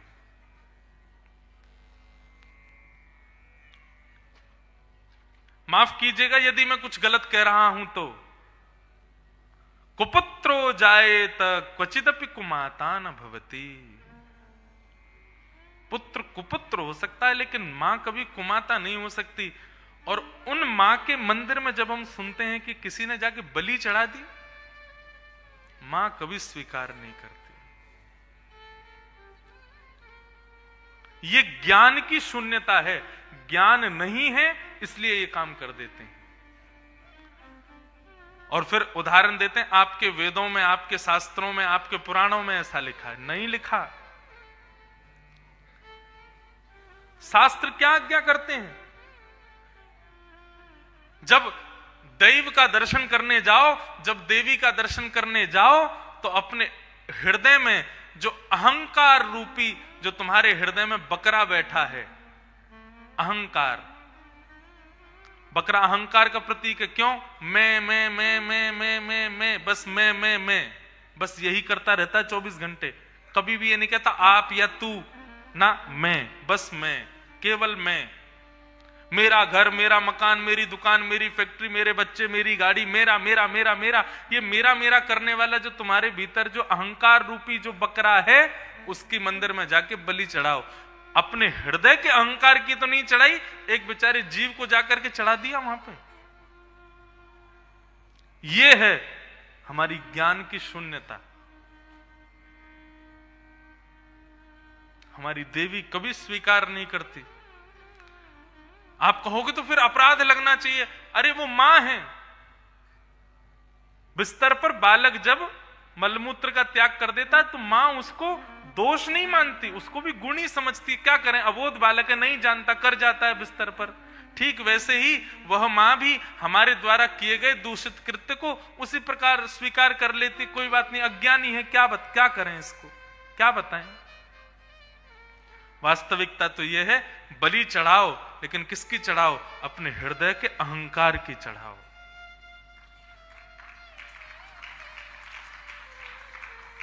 मैं तो अपनी कथा में एक प्रैक्टिकल करवाता हूं सारे श्रोताओं से। पहले दिन ही कथा सुनने के बाद में अपने अपने कमरों में, घरों में जाइएगा और जाकर के एक कागज पेन उठा करके अपने जितने अवगुण हैं तुम्हारे भीतर, जितनी कमियां हैं, उन सब की एक लिस्ट बनाना। मुझ में कितनी कमियां हैं, मुझ में कितने दुर्गुण हैं।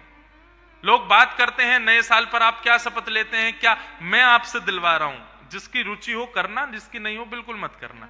घर जाना और एक कागज पेन डायरी लेके एकांत में बैठ करके तुम्हारे अंदर जितनी कमियां हैं, वो सब कमियां भी जिनको तुमने सबसे छुपाया है, सबको लिखना। मुझ में कितनी कमियां हैं। और फिर आके कथा सुनना कल से। ये मैं आपको वचन देके जा रहा हूं, प्रत्येक दिन कथा श्रवण कीजिएगा और रात्रि में सोने से पहले अपनी कमियों को देखिएगा। धीरे धीरे धीरे धीरे करके आप देखेंगे इसी वर्ष के भीतर भीतर आपके सारे दुर्गुण जो हैं वो सगुण बन जाएंगे, सद्गुण हो जाएंगे, सारे दुर्गुण नष्ट हो जाएंगे। हमारे दुर्गुण क्यों बने रहते हैं? क्योंकि हम जानते हुए भी उस दुर्गुण को छुपाते हैं, दिखाते नहीं किसी को, अपने अंदर दबाते हैं, उसको प्रकट नहीं करने देते सबके सामने।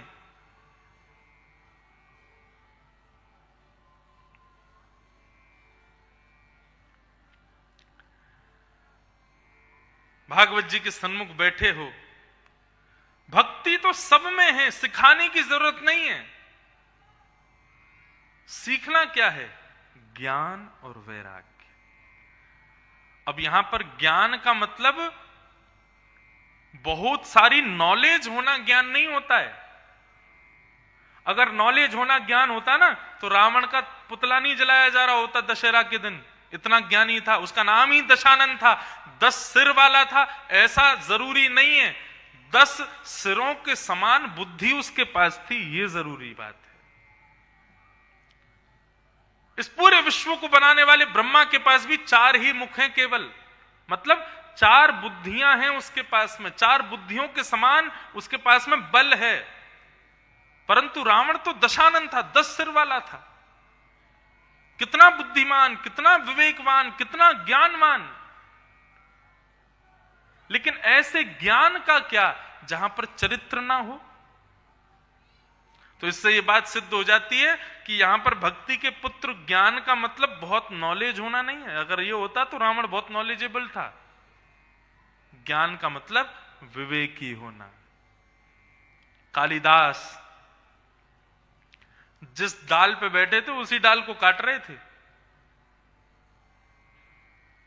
ज्ञानी नहीं थे।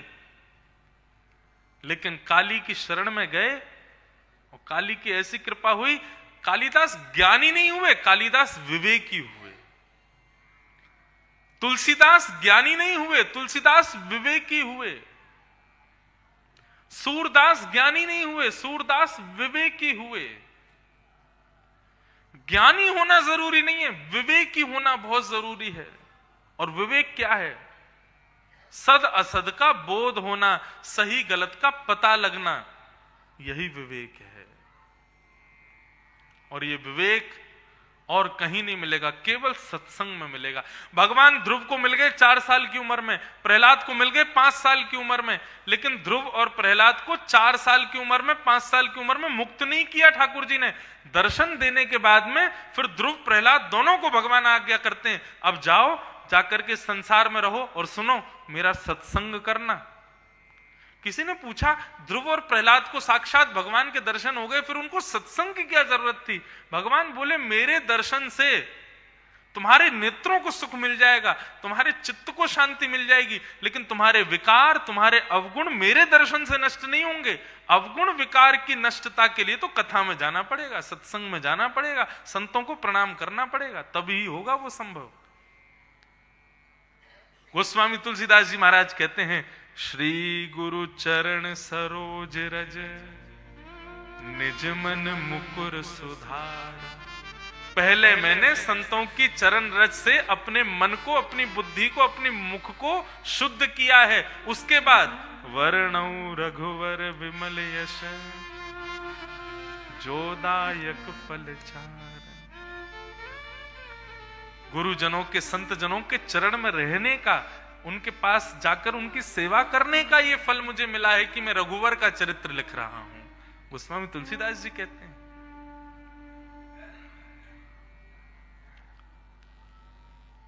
गुरु चरणों में, संत चरणों में, विद्वानों के चरणों में, ब्राह्मणों के चरणों में इतनी सामर्थ्य है कि वो तुलसीदास जैसे व्यक्ति के द्वारा मानस नहीं, साक्षात राम को प्रकट करवा देते हैं। हनुमान चालीसा नहीं, साक्षात हनुमंत लाल को प्रकट कर देते हैं।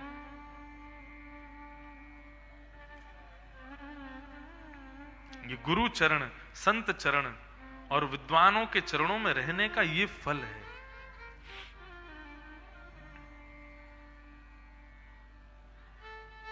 तो भक्ति तो है हमारे पास, हमें ज्ञान चाहिए, विवेक चाहिए। और दूसरी बात आती है वैराग्य। भक्ति के 2 पुत्र हैं ना, ज्ञान और वैराग्य। तो ज्ञान की वृद्धता को कैसे दूर करो? विवेक युक्त हो जाओ। और वैराग्य की वृद्धता को कैसे दूर करो? वैराग्य का मतलब कोई बाबा जी बनना नहीं होता, गंगा सागर चले जाओ, वहीं पे बैठे बैठे भजन करो, माला जपो दिन रात, उसको बाबा जी बनने को वैराग्य नहीं कहते हैं। वैराग्य भी 2 स्थिति का होता है, बहुत ध्यान से सुनिएगा। वैराग्य का पहला स्वरूप है वस्तु का त्याग, और वैराग्य का दूसरा स्वरूप है वस्तु की इच्छा का त्याग। वस्तु के प्रति मोह का त्याग।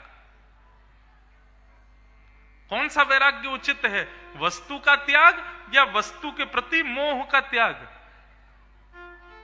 वस्तु के प्रति मोह का त्याग। हम रसगुल्ला नहीं खाते, हमने रसगुल्ला खाना छोड़ दिया,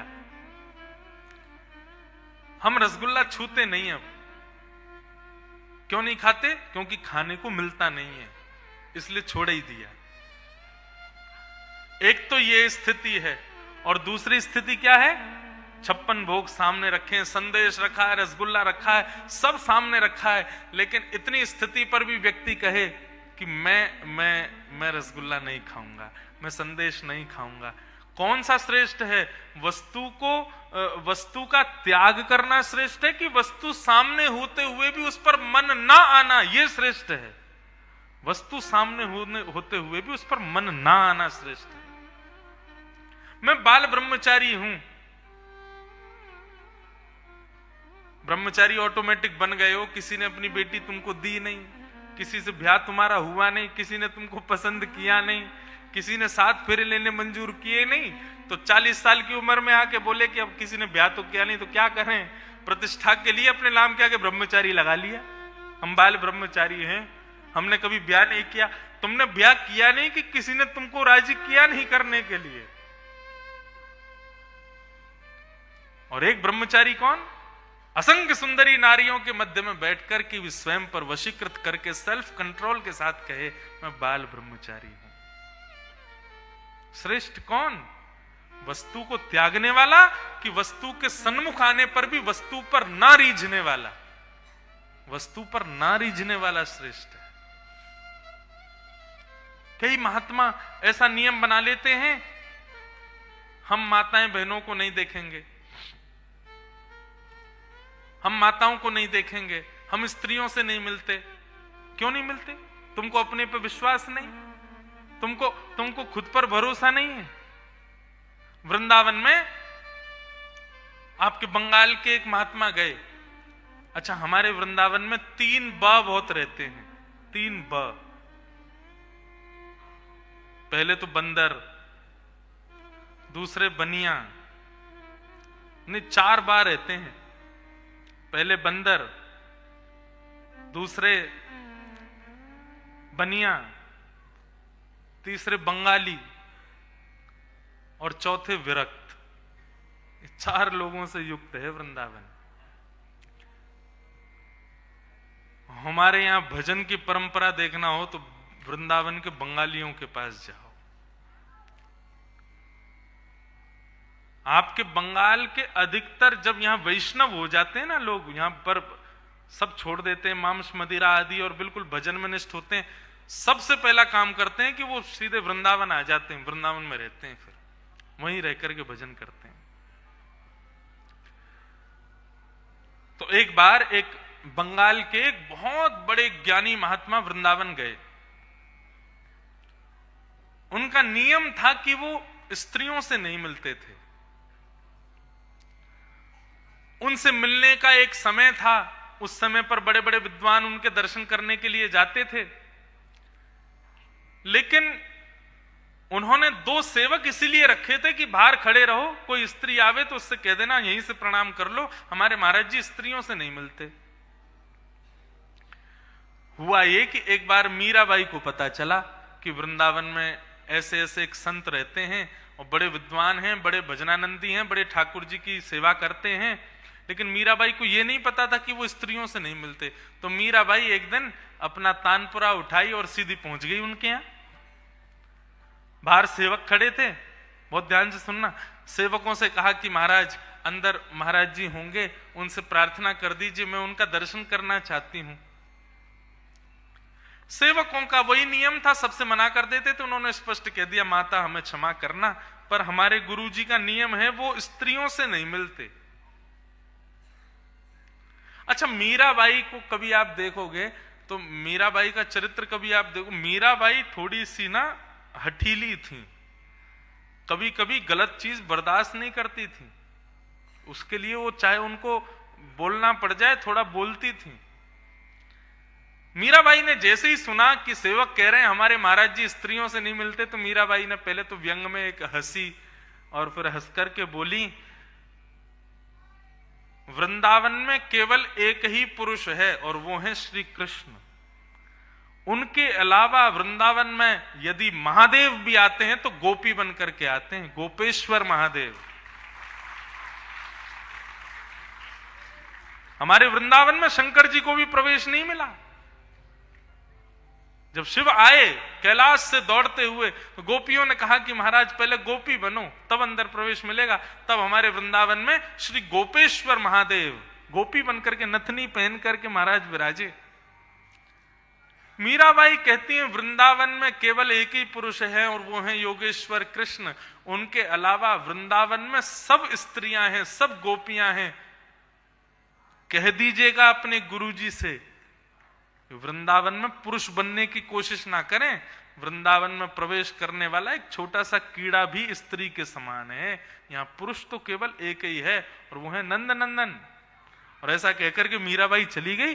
सेवकों ने जाकर के भीतर बताया, बोले महाराज एक बड़ी तेजस्वी एक बैरागिनी आई थी और आकर के कहकर के गई है कि अपने गुरुजी से कह देना कि पूरे वृंदावन में एक ही पुरुष है और वो है नंदनंदन, बाकी उसके अलावा तो महादेव भी आते तो गोपी हैं। जैसे ही ये बात उस महात्मा ने सुनी, मन प्रफुल्लित हो गया और मन में विचार करते हुए आज कहने लगे, मैं इतना भजन करता हूं, इतनी सेवा करता हूं, लेकिन फिर भी मन में कहीं पर एक कसक रहती थी कि कुछ छूट रहा है, कुछ रह रहा है, कुछ कमी तो है। परंतु आज उस सुंदर भक्ता की ये बात सुनकर के मेरे मन का वो कष्ट दूर सा हो गया है। अब मैं अपना ये नियम तोड़ रहा हूं कि मैं स्त्रियों को नहीं देखूंगा। मैं जरूर देखूंगा और सबसे पहले उसी कन्या को देखूंगा जिसने आकर के ये बात कही है। तो वो महात्मा चल करके गए और जाकर के मीराबाई को देख करके उन्होंने अपना ये नियम तोड़ा कि मैं स्त्रियों को नहीं देखूंगा और उनके चरणों में प्रणाम किया।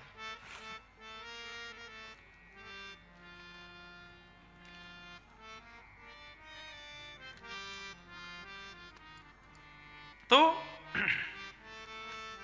वैराग्य का मतलब वस्तु का त्याग नहीं है। वैराग्य का मतलब वस्तु के सामीप्य में होते हुए भी वस्तु के प्रति आसक्त ना होना, ये वैराग्य। भक्ति पुष्ट कब होगी, भक्ति हमारे भीतर प्रसन्न कब होगी? जब ज्ञान और वैराग्य दोनों पुष्ट होंगे। और उन दोनों की पुष्टता के लिए भागवत की कथा है। भक्ति महारानी ने कहा, मेरे पुत्र वृद्ध हो गए हैं, ज्ञान और वैराग्य, आप इन दोनों को युवा करने के लिए कुछ मार्ग बताइए।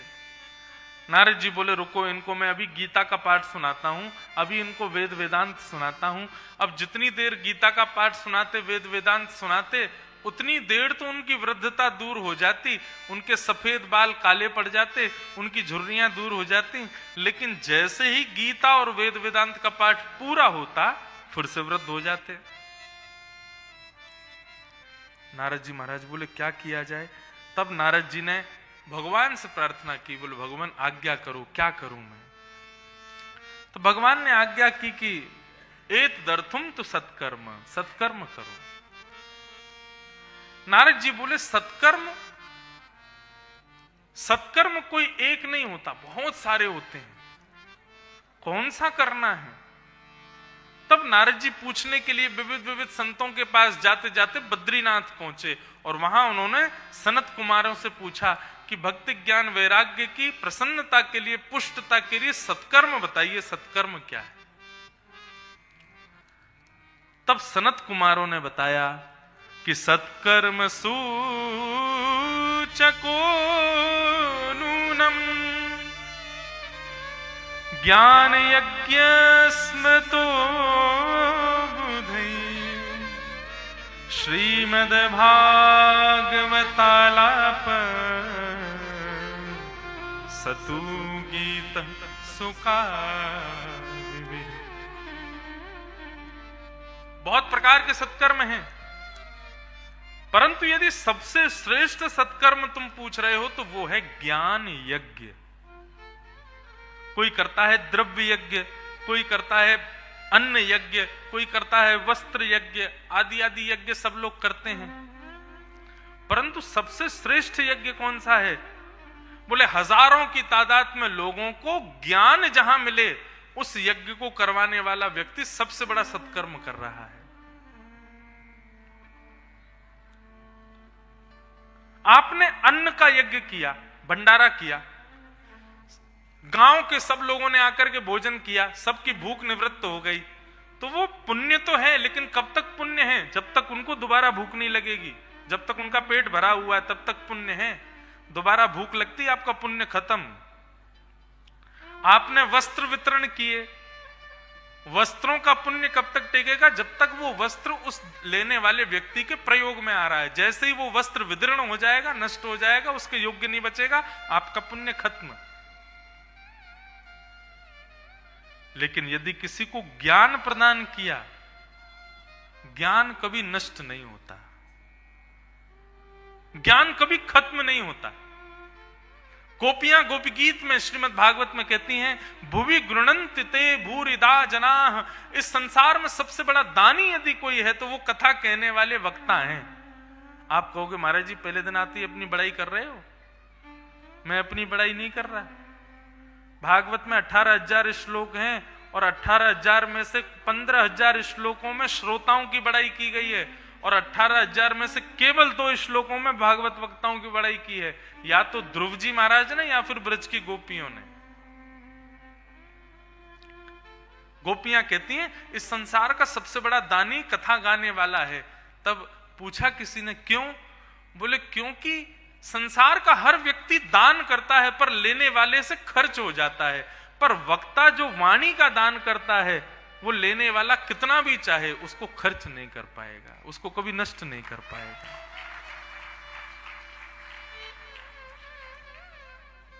इसलिए बंधुओं, मैं श्रेष्ठ नहीं हूं, वक्ता श्रेष्ठ नहीं है, ज्ञान देने वाला, परोसने वाला, बांटने वाला हर व्यक्ति श्रेष्ठ है। स्वामी विवेकानंद वर्षों पहले चले गए, लेकिन आज तक उनका दिया गया ज्ञान ना जाने कितने लोगों को रास्ता देता है, कितने लोगों को पथ प्रदर्शन करता है। रामकृष्ण परमहंस चले गए, लेकिन उनके द्वारा दिया गया ज्ञान लाखों लोगों का जीवन परिवर्तित कर रहा है। गोस्वामी तुलसीदास जी चले गए, लेकिन उनके द्वारा रचित मानस आज घर घर में राम को प्रकट कर रही है। इसलिए संसार में सबसे बड़ा यज्ञ क्या है, सबसे बड़ा सत्कर्म क्या है? ज्ञान बांटना, ज्ञान देना। अच्छा, एक चीज और, योग्य और अयोग्य का विचार करना चाहिए। अधिकारी और अनधिकारी का विचार जरूर करना चाहिए। व्यासपीठ पर बैठने का एक फायदा होता है कि यहां पर यदि अनधिकारी भी आ गया ना कथा में, तो अनधिकारी को कथा सुनाने का मुझको पाप नहीं लगेगा। लेकिन अगर व्यासपीठ से उतर करके मैंने अनधिकारी को कुछ बताया और वो व्यक्ति अनधिकारी है, वो उसके योग्य नहीं है, तो उसका दोष मुझे जरूर लगेगा। इसलिए आप सब लोगों के लिए जरूरी, इसलिए आप लोग व्यासपीठ पे तो बैठोगे नहीं, इसलिए ज्ञान लेकर के कहीं परोसने जब जाओ तो पहले पात्र देखना, वो योग्य है कि नहीं, वो इसका अधिकारी है कि नहीं। एक कथा सुनाते हैं, कालिदास। कालिदास की मृत्यु कैसे हुई? कालिदास काली के बहुत बड़े भक्त थे, ग्रंथ लिखते थे काली के रूप के ऊपर, स्वभाव के ऊपर। और कालिदास उस स्थिति में पहुंच चुके थे कि उस स्थिति में सामान्य लोगों का पहुंचना बड़ा मुश्किल था। तो कालिदास ने एक बार काली के सिक से लेकर के नख तक के प्रत्येक अंग का वर्णन कर दिया, और यह उचित नहीं था। काली मां है, काली देवी है, देवी के अंगों का वर्णन नहीं करना चाहिए था, लेकिन कालिदास ने किसी दूषित भावना से नहीं किया। उनका भाव कुछ और था, पर पढ़ने वाला तो अनधिकारी है ना, वो तो कुछ भी समझेगा। उन्होंने जब देखा कि काली के सर्वांगीण अंग का वर्णन कर दिया एक ग्रंथ में, उसको पढ़ने के बाद में कालिदास को एक बीमारी हो गई, कोढ़ की बीमारी, अंग में कोढ़ होने लगा। नगर के राजा को जब पता चला कि कालिदास ने काली के अंग का वर्णन कर दिया, राजा ने भी कहा कि हमें लगता है आपका ज्ञान अति होने के कारण आपसे पचाया नहीं जा रहा है, इसलिए कालिदास ऐसे व्यक्ति को हम अपने नगर में नहीं रखेंगे, आप हमारे नगर को छोड़ के चले जाओ। जबकि कालिदास उस राजा के गुरु थे, लेकिन राजा की बात मान करके कालिदास वहां से चले गए। कुछ साल बीत गए, कुछ समय बीत गया। राजा को एक दिन याद आई अपने गुरु की, कालिदास की, और राजा ने कहा कि अब मेरे गुरु का अपराध क्षमा कर देना चाहिए, उनको वापस अपने नगर में बुला लेना चाहिए। बहुत ध्यान से सुनिए सब लोग, बहुत सावधानी से।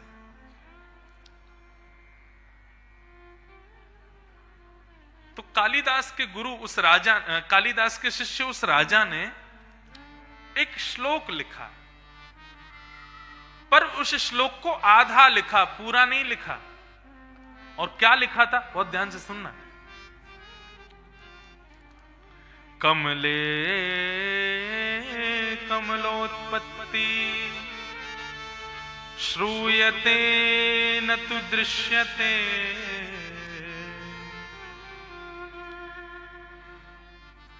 आधा श्लोक लिखा और आधा श्लोक नहीं लिखा, और नीचे लिख दिया जो भी इस श्लोक को पूर्ण करेगा उसको 500 सोने की मोहर में इनाम में दूंगा। क्योंकि राजा जानता था कि इस श्लोक की पूर्ति केवल कालिदास कर सकता और कोई नहीं करेगा। श्लोक क्या लिखा था? कमले कमलोत्पत्ति श्रूयते न तु दृश्यते। कमल से कमल उत्पन्न होना, कमल से कमल उत्पन्न होना ये केवल सुना गया है, देखा कभी नहीं गया कि कमल पर भी एक कमल प्रकट हो गया हो। जो इसको सिद्ध कर देगा उसको 500 सोने की मोहर दूंगा। और राजा जानता था, चतुर था, बोले इतना विद्वान केवल कालिदास है, इसको पूर्ण करने में सामर्थ्य केवल कालिदास में। पूरे नगर में वो लिखवा करके घुमा दिया कि भाई इसको जो पूर्ण करेगा उसको 500 सोने की मोहर। बगल के एक नगर की वैश्या राजा के नगर में भ्रमण कर रही थी, तब उसने देखा कि ये श्लोक जो पूर्ण करेगा उसको 500 सोने की मोहर मिलेंगी। तो वो वैश्या उस श्लोक को लिख करके ले गई और ले जा करके अपने वैश्यालय के बाहर ऊपर बड़े अक्षरों में लिख दिया, कमले कमलोत्पत्ति श्रूयते न तु दृश्यते, और लिख करके वैश्या वहां से चली गई। नीचे का भाग उसने पूरा नहीं किया और एक व्यक्ति को बैठा दिया, जो भी इसको पूरा करने आवे मुझे तुरंत बुलाना। एक दिन कालिदास वहां से निकल रहे थे, तो कालिदास ने ऐसी दृष्टि पड़ी तो श्लोक देखा, कमले कमलोत्पत्ति श्रूयते न तु दृश्यते। कमल से कमल उत्पन्न होता है ये केवल सुना गया है, देखा कभी नहीं गया। कालिदास ने तुरंत कलम उठाई, ऊपर चढ़ गए और ऊपर चढ़ करके लिख दिया, बाले त्वम मुखाम भोजे कथम इंद्रि वरद्वयम। व्यक्ति ने दौड़ करके वैश्या को बुलाया, तुम्हारा श्लोक पूर्ण हो गया, जल्दी आओ। वैश्या दौड़ी दौड़ी बाहर आई तो आकर के पूछा, महाशय जी आपने क्या लिखा है? बोले तुमने श्लोक लिखा था कमल से कमल उत्पन्न होता है, ये केवल सुना गया देखा नहीं गया, लेकिन मैंने लिखा है भगवान का मुख कमल है और उस पर 2 नेत्र कमल हैं, कमल से कमल उत्पन्न हो गए, यही वर्णन किया है। और हे बाले, हे बालिका, तुम भी तो सुंदर हो, देखो तुम्हारे मुख की कमल की जैसी आकृति और उस कमल की जैसी आकृति वाले मुख पर तुम्हारे नेत्र कमल, ये भी तो कमल से कमल उत्पन्न है। वैश्या ने जैसे ही सुना उसके रोंगटे खड़े हो गए। कालिदास से कहा, आप मेरे घर आएंगे, मैं आपकी थोड़ी सेवा करना चाहती हूं। कालिदास बोले, हाँ चलो। कालिदास जैसे ही उसके घर गए, वैश्या ने कुछ पेय पदार्थ पिलाया, शरबत, उसमें विष डाल दिया और जैसे ही कालिदास ने पिया, कालिदास की मृत्यु हो गई। और उस वैश्या ने पूरा श्लोक एक पट्टे पर लिख करके गई और ले जा करके राजा को दिखा दिया। बोले महाराज आपने ये श्लोक लिखा था, मैंने उसकी पूर्ति कर दी है। राजा ने जैसे ही उसकी पूर्ति देखी, सैनिकों को कहा बंदी बना लो इसको। तलवार निकाल करके राजा बोला, तेरी लेखनी नहीं है ये मेरे गुरु कालिदास की लेखनी है, क्योंकि ये व्यवहार, ये स्वभाव, ये बुद्धि की उज्जवलता केवल कालिदास में और किसी में नहीं है। मेरे गुरुदेव कहां हैं, जल्दी बता। वैश्या रोने लगी, बोले मुझे क्षमा कर दो, धन के लोभ में आकर के, 500 मोहर की सोने की लोभ में आकर के मुझे लगा कि यदि मैंने बता दिया कि कालिदास ने लिखा है तो आप 500 सोने की मोहर नहीं दोगे, इसलिए मैंने उनको विष दे दिया। राजा टूट गया। और एक दिन राजा बड़े व्याकुल बैठे थे, तभी एक संत आए। संत से राजा ने एक ही प्रश्न किया, इतने बड़े विद्वान, इतने बड़े काली भक्त, इतना सब कुछ उनके पास, इतनी तितिक्षु बुद्धि उनकी, लेकिन ऐसी मृत्यु क्यों हुई मेरे गुरुदेव कालिदास की? तब संत ने एक बहुत अच्छी बात कही, बोले राजन, ज्ञान को परोसना चाहिए, लेकिन पात्र कुपात्र देख करके परोसना चाहिए। यदि ज्ञान किसी अपात्र को, किसी कुपात्र को, किसी अभागे को यदि दे दिया ना, और उसने ज्ञान का दुरुपयोग किया, तो ज्ञान कुपात्र को देने पर ज्ञान देने वाले को उसका अपराध बोध लगेगा, जो कालिदास को लगा। वो वैश्या अधिकारी नहीं थी उस ज्ञान की, कालिदास ने उसको वो ज्ञान दिया, इसलिए ऐसी गति हुई। इसलिए बंधुओं, व्यासपीठ पर तो भागवत जी सामने बैठी हैं, यहां पर यजमान तिलक आदि करते हैं, आरती वारती करते हैं, पूरा पाठ आदि चलता है। इसलिए पंडाल में यदि कोई अयोग्य आ भी गया, अनधिकारी आ भी गया, तो दोष नहीं लगेगा। लेकिन यहां से उतरने के बाद मुझको भी संभल के रहना पड़ेगा और सुनने वालों को भी संभल के रहना पड़ेगा कि ज्ञान केवल अधिकारी को देना है। और अधिकारी कौन है? जो हरि संबंधी है, जो हरि विमुख है ना, ज्ञान उनको देना चाहिए, पर एक बार ही देना चाहिए। और यदि समझ आ जाए कि एक बार पर लेने पर भी वो सुधरे नहीं है, तो दोबारा नहीं देना चाहिए। एक बार ही प्रयास करना चाहिए बस।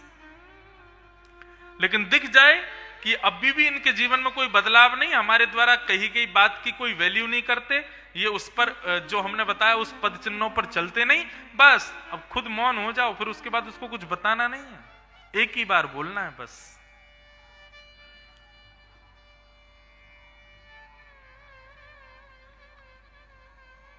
ये तो कथा की महिमा है, ये तो तीर्थ और धामों की महिमा है कि वहां जब ज्ञान परोसा जाता है ना, तो अनधिकारी को मौका दिया जाता है कि तुम भी जाके सुनो।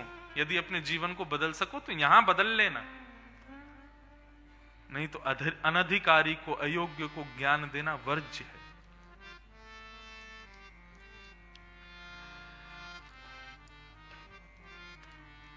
इसलिए सबसे बड़ा सत्कर्म क्या है? ये ज्ञान यज्ञ। ये ज्ञान यज्ञ करवाना, कथा करवाना सबसे बड़ा सत्कर्म है, क्योंकि यहां पर अयोग्यों को भी मौका दिया जाता है, अनधिकारी को भी मौका दिया जाता है कि तुम भी सुनो बैठ करके, कुछ जीवन में बदलाव लाओ।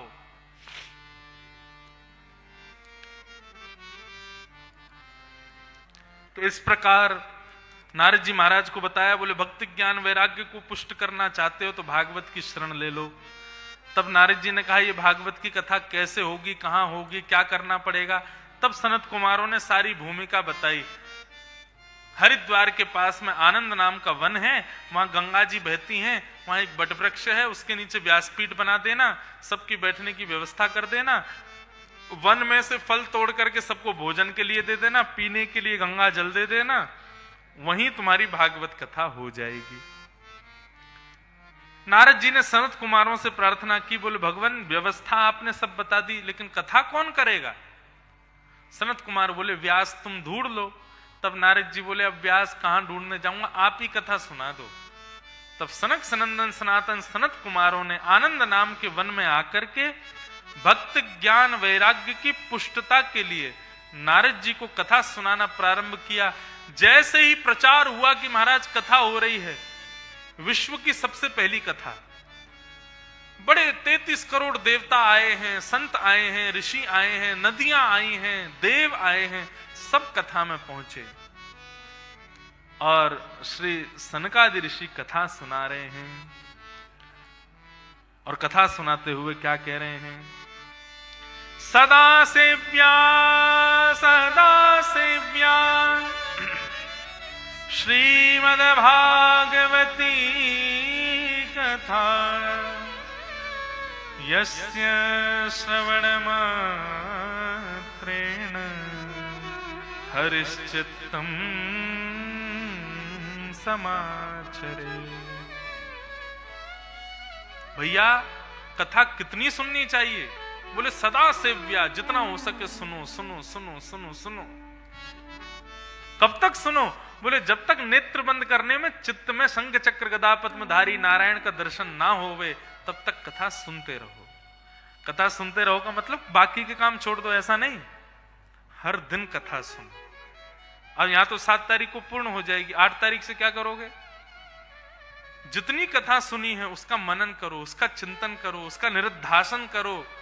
YouTube पर जाकर के किसी की कथा सुनो, कथाएं प्रत्येक दिन सुनो, एक समय निकाल लो, उसमें हमको कथा सुननी है। जैसे टेलीविजन देखना है, कॉमेडी शो देखना है, पिक्चर देखनी है, ऐसे प्रत्येक दिन के डोज के रूप में कथा का भी एक समय रखो कि हमें सुनना है। ऐसे करते करते कथा सुनते सुनते क्या होगा? बोले हरिश्चित्तम समाचरेत, चित्त जो है वो निर्मल हो जाएगा, चित्त जो है वो पवित्र हो जाएगा और उस चित्त में शंख चक्र गदा पद्मधारी नारायण प्रकट हो जाएंगे। फिर जब जब नेत्र बंद करोगे तब तब ठाकुर जी का दर्शन करोगे। अभी स्थिति क्या है? आपसे कह दिया जाए 5 मिनट के लिए आंख बंद कर लो और देखो क्या दिख रहा है। 5 मिनट बाद क्या दिखेगा? थोड़ी देर तक तो ठाकुर जी दिखेंगे, थोड़ी देर बाद अप्सराएं दिखने लग जाएंगी, हीरो हीरोइन दिखेंगे, चाट बल्ले दिखाई देंगी, रसगुल्ला दिखाई देगा, सौंदेश दिखाई देगा। ठाकुर जी स्थिर होकर के दिखाई नहीं देंगे।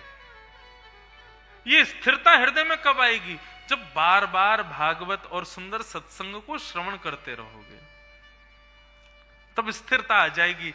एक बार नीलांबर भुजश्यामल कोमलांगम सीता समारोह पितबाम भागम, ये स्वरूप एक बार प्रकट होगा, फिर अनवरत दिखता ही रहेगा। ये कब होगा? कथा से होगा, सत्संग से होगा। चित्त में ठाकुर जी अनवरत विराजेंगे, तिष्ठित हो जाएंगे बिल्कुल। इस प्रकार सनत कुमार कथा सुना रहे थे और तभी क्या होता है? भक्ति सुतौ तौ तरणौ गृहीत्वा प्रेमैकरूपा सहसा विरासी श्री कृष्ण गोविंद हरे मुरारे नाथेति नामानि मुहुर्वदन्ति। श्री कृष्ण गोविंद हरे मुरारे, हे नाथ नारायण वासुदेव, ये कीर्तन करते हुए भक्ति ज्ञान वैराग्य तीनों युवा होकर के वहां प्रकट हो गए, नृत्य करने लगे, करताल बजाने लगे, आनंद करने लगे।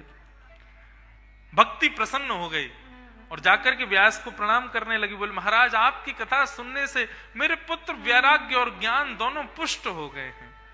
अब हमें स्थान बताइए, हम कहां रहें? तब नारद जी महाराज बोले, हे भक्ति महारानी, अपने पुत्रों सहित निरंतरम वैष्णव मानसानी, जितने भी लोग कथा सुनने वाले हैं, इन सबके हृदय में जाकर के, मन में जाकर के आप निवास करो, इनके हृदय में रहो। भक्ति महारानी ज्ञान वैराग्य सहित कथा सुनने वाले समस्त श्रोताओं के हृदय में विराजमान हो गई। बोलो भक्त वत्सल भगवान की जय। इसलिए कथा आवश्यक है, क्योंकि इसके श्रवण मात्र से चित्त में हरि प्रकट हो जाते हैं, हरि स्थापित हो जाते हैं।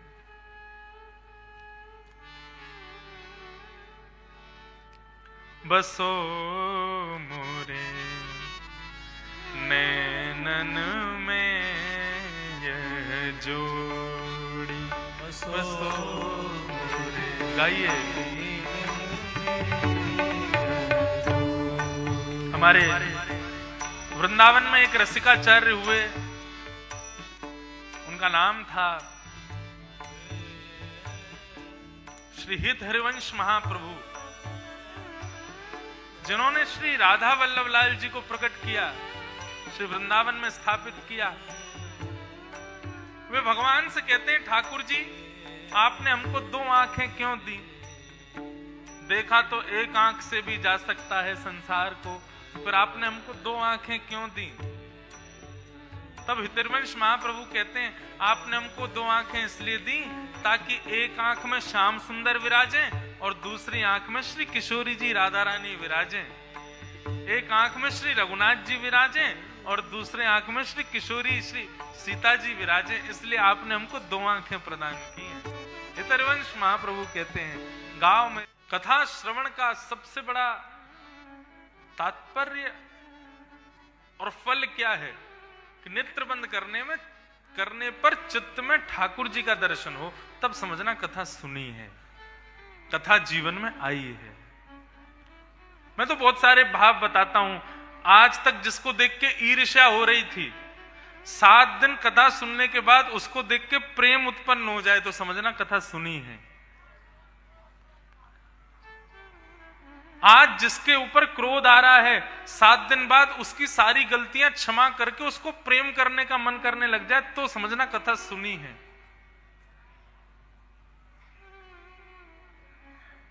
जिन भगवत भक्तों को, जिन भगवत भावों को सुनने कहने में कभी रुचि नहीं आती थी, अब उनमें रुचि आने लग जाए तो समझना कथा सुनी है।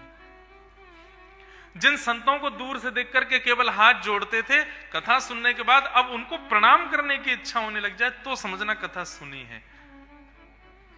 सीधी बात, परिवर्तन स्वयं में दिखने लग जाए, अपने भाव में, अपनी बुद्धि में, अपने व्यवहार में, अपने स्वभाव में, तब समझना कथा सुनी है। और जैसे पहले दिन थे वैसे 8वें दिन हो, 7वें दिन हो, आपने कुछ नहीं किया, केवल समय बर्बाद किया, धन बर्बाद कर दिया, कथा तो बदल देती है। हमारी नजरें शिकारी थीं, लेकिन कथा सुनने के बाद में पुजारी हो गई। जिसको देखती हैं उसको देख करके सोचती हैं इसमें भी श्याम सुंदर होंगे, इसमें भी किशोरी जी होंगी, और उनकी आरती करने की इच्छा होने लग जाए तो समझना कथा सुनी है।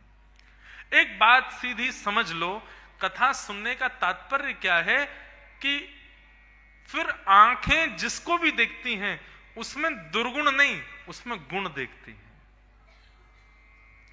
अभी स्थिति कैसी हमारी, हमारे सामने कोई आ जाए दुनिया का, आज प्रधानमंत्री भी आ जाएगा ना, तो हम प्रधानमंत्री की भी चाल ढाल, बैठना उठना, बोलने में भी हम उसके जाने के बाद यही चर्चा करते मिलेंगे कि इसमें कमी क्या थी। होता है कि नहीं? अब कथा में भी आज बैठे होंगे 500 लोग लगभग, कथा करने के बाद मैं जाऊंगा तो कई लोग तो कोई नहीं, ठीक है प्रणाम करके चले जाएंगे, कई लोग आपस में फिर उनकी मीटिंग होगी पूरी बाकायदा। 4 बजे से व्यास जी बैठे थे, 7 बजे तक कथा करी, वो तो ऐसे कर रहे थे, वहां हमने सुनी थी, ये तो ऐसे बोल रहे थे। कथा तो करते हैं लेकिन चुटकुल्ला तो सुनाते ही नहीं है। कथा तो करते हैं लेकिन बीच बीच में थोड़े भजन धीमे धीमे गाते हैं, जोर वाले नहीं गाते, थोड़ा मजा आनंद आवे ना कि नाचवे को मन, ऐसे लोग करते हैं। ये मानव का स्वभाव है, वो सब में दुर्गुण को खोजता है, उसमें कमी क्या थी, वो अच्छा क्या करके गया, ये कोई विचार नहीं करता। बड़े एटीट्यूड में चल के गए थे यहां से ये देखेंगे। अब एक बार मैं नेपाल में कथा कर रहा था, तो वहां यूनिवर्सिटी के बच्चे आते थे कथा सुनने। एक दिन क्वेश्चन आंसर सेशन रखा, सारे बच्चे मेरे कमरे में आए, तो कुछ क्वेश्चन आंसर करने लगे, तो मैं सबको बताता गया। एक बच्चा बोला मैं आपकी रोज कथा सुनने आ रहा हूं। मैंने कहा अच्छा। सब कुछ मेरे सारे क्वेश्चंस के आंसर्स मिल गए, सब कुछ ठीक है, पर आप बार बार अपने बालों पे हाथ क्यों फेरते हो? मैंने कहा तुझे कुछ नहीं मिला था तो एक दुर्गुण तूने खोज ही लिया। मैंने कहा कथा सुनी है ये कब जानो, जब सामने वाले व्यक्ति भले ही 100 दुर्गुणों से युक्त हो, लेकिन तुम्हारी दृष्टि फिर भी यही खोजे कि इसमें गुण क्या है। तुम्हारी दृष्टि फिर भी यही जिद करे, नहीं नहीं नहीं, भले ही ये हजारों दुर्गुणों वाला हो, मुझे इसमें गुण देखना है, गुण क्या है। तो समझना कि तुमने कथा सुनी, कथा ने तुमको स्वीकार किया है, भागवत ने तुमको अपने योग्य बनाया है। तो बंधुओं, आज ये नववर्ष का दिन है, अंग्रेजी नववर्ष। आप सब लोग यहां पर मिदनापुर में इकट्ठे हुए हैं कथा श्रवणार्थ। आज प्रथम दिन था, थोड़ी विलंब से कथा प्रारंभ हुई थी। महात्म का विषय हमने आज सुना, कहा। कल से हम लोग ठीक 3 बजे कथा प्रारंभ किया करेंगे और 6:30-7 बजे तक कथा का क्रम रहेगा। और एक बात कहूं, अपनी एक आदत बताऊं, जिस दिन समय से ऊपर कथा चली जाए उस दिन समझना व्यास जी को आज बहुत आनंद आ रहा है, और जिस दिन समय से 15 मिनट पहले और बिल्कुल एक्यूरेट समय पर कथा पूरी हो जाए तो समझना कि आज व्यास जी का मन नहीं लगा है कथा में। और मेरा मन एक ही बात से लगता है, केवल आप पिन ड्रॉप साइलेंस के साथ में कथा सुनो। हमको और कुछ नहीं चाहिए, मैं कथा सुनाने आया हूं, मुझे सुनाने दीजिएगा। बिल्कुल शांति का परिचय देकर के सब लोग बैठना। आगामी 7 दिन तक हम आप सब लोग खूब आनंद करने वाले हैं। हमारे हृदय के सारे विकार नष्ट हो जाएं, हमारे सारे प्रश्नों के उत्तर हमको मिल जाएं। और एक बात और कहूं, संशय में कोई भी मत रहना। आपके मन में कथा सुनते समय कोई प्रश्न उठ जाए तो वैसे तो एक चमत्कार कथा का दिखाऊं तो वो ये है कि प्रश्न को, जैसी प्रश्न मन में आवे 2 दिन तक प्रश्न मत करना, उस प्रश्न को मन में लेकर के बैठना कथा में। भागवत जी की सामर्थ्य ऐसी, आपके प्रश्न का उत्तर अपने आप दे देगी कथा। ये मैंने अनुभव किया है। जब मैं कथा सुनता था अपने पूज्य पिताजी महाराज की, मैं भी ऐसे बैठता था, अपने मन में कोई प्रश्न लेके बैठता था और उनको बिना बताए बैठता था। प्रश्न लेकिन सांसारिक प्रश्न नहीं होना चाहिए। हमारी राइस मिल नहीं चल रही है, हमारी कोई फैक्ट्री में काम नहीं चल रहा, कारोबार नहीं चल रहा, महाराज जी कैसे चलेगा बताओ, वो नहीं बता पाऊंगा मैं। आपका बिजनेस कैसे बढ़िया चले, वो सब तो भैया अपने कर्म पर निर्भर करता है। यहां तो ये पूछने के लिए बैठना है, हमारे मन में ये विकार है, ये कैसे नष्ट हो, हमारी बुद्धि में भगवत तत्व, भगवत प्राप्ति की इच्छा कैसे जगे, आदि आदि भगवत संबंधी प्रश्न लेकर के आप बैठो, प्रत्युत्तर अपने आप मिलेगा। तो इसलिए, और 2 दिन तक उत्तर ना मिले कथा में तो तीसरे दिन हमको प्रश्न लिख के देना, और 2 दिन भी प्रतीक्षा नहीं हो रही हो तो प्रश्न लिख के दे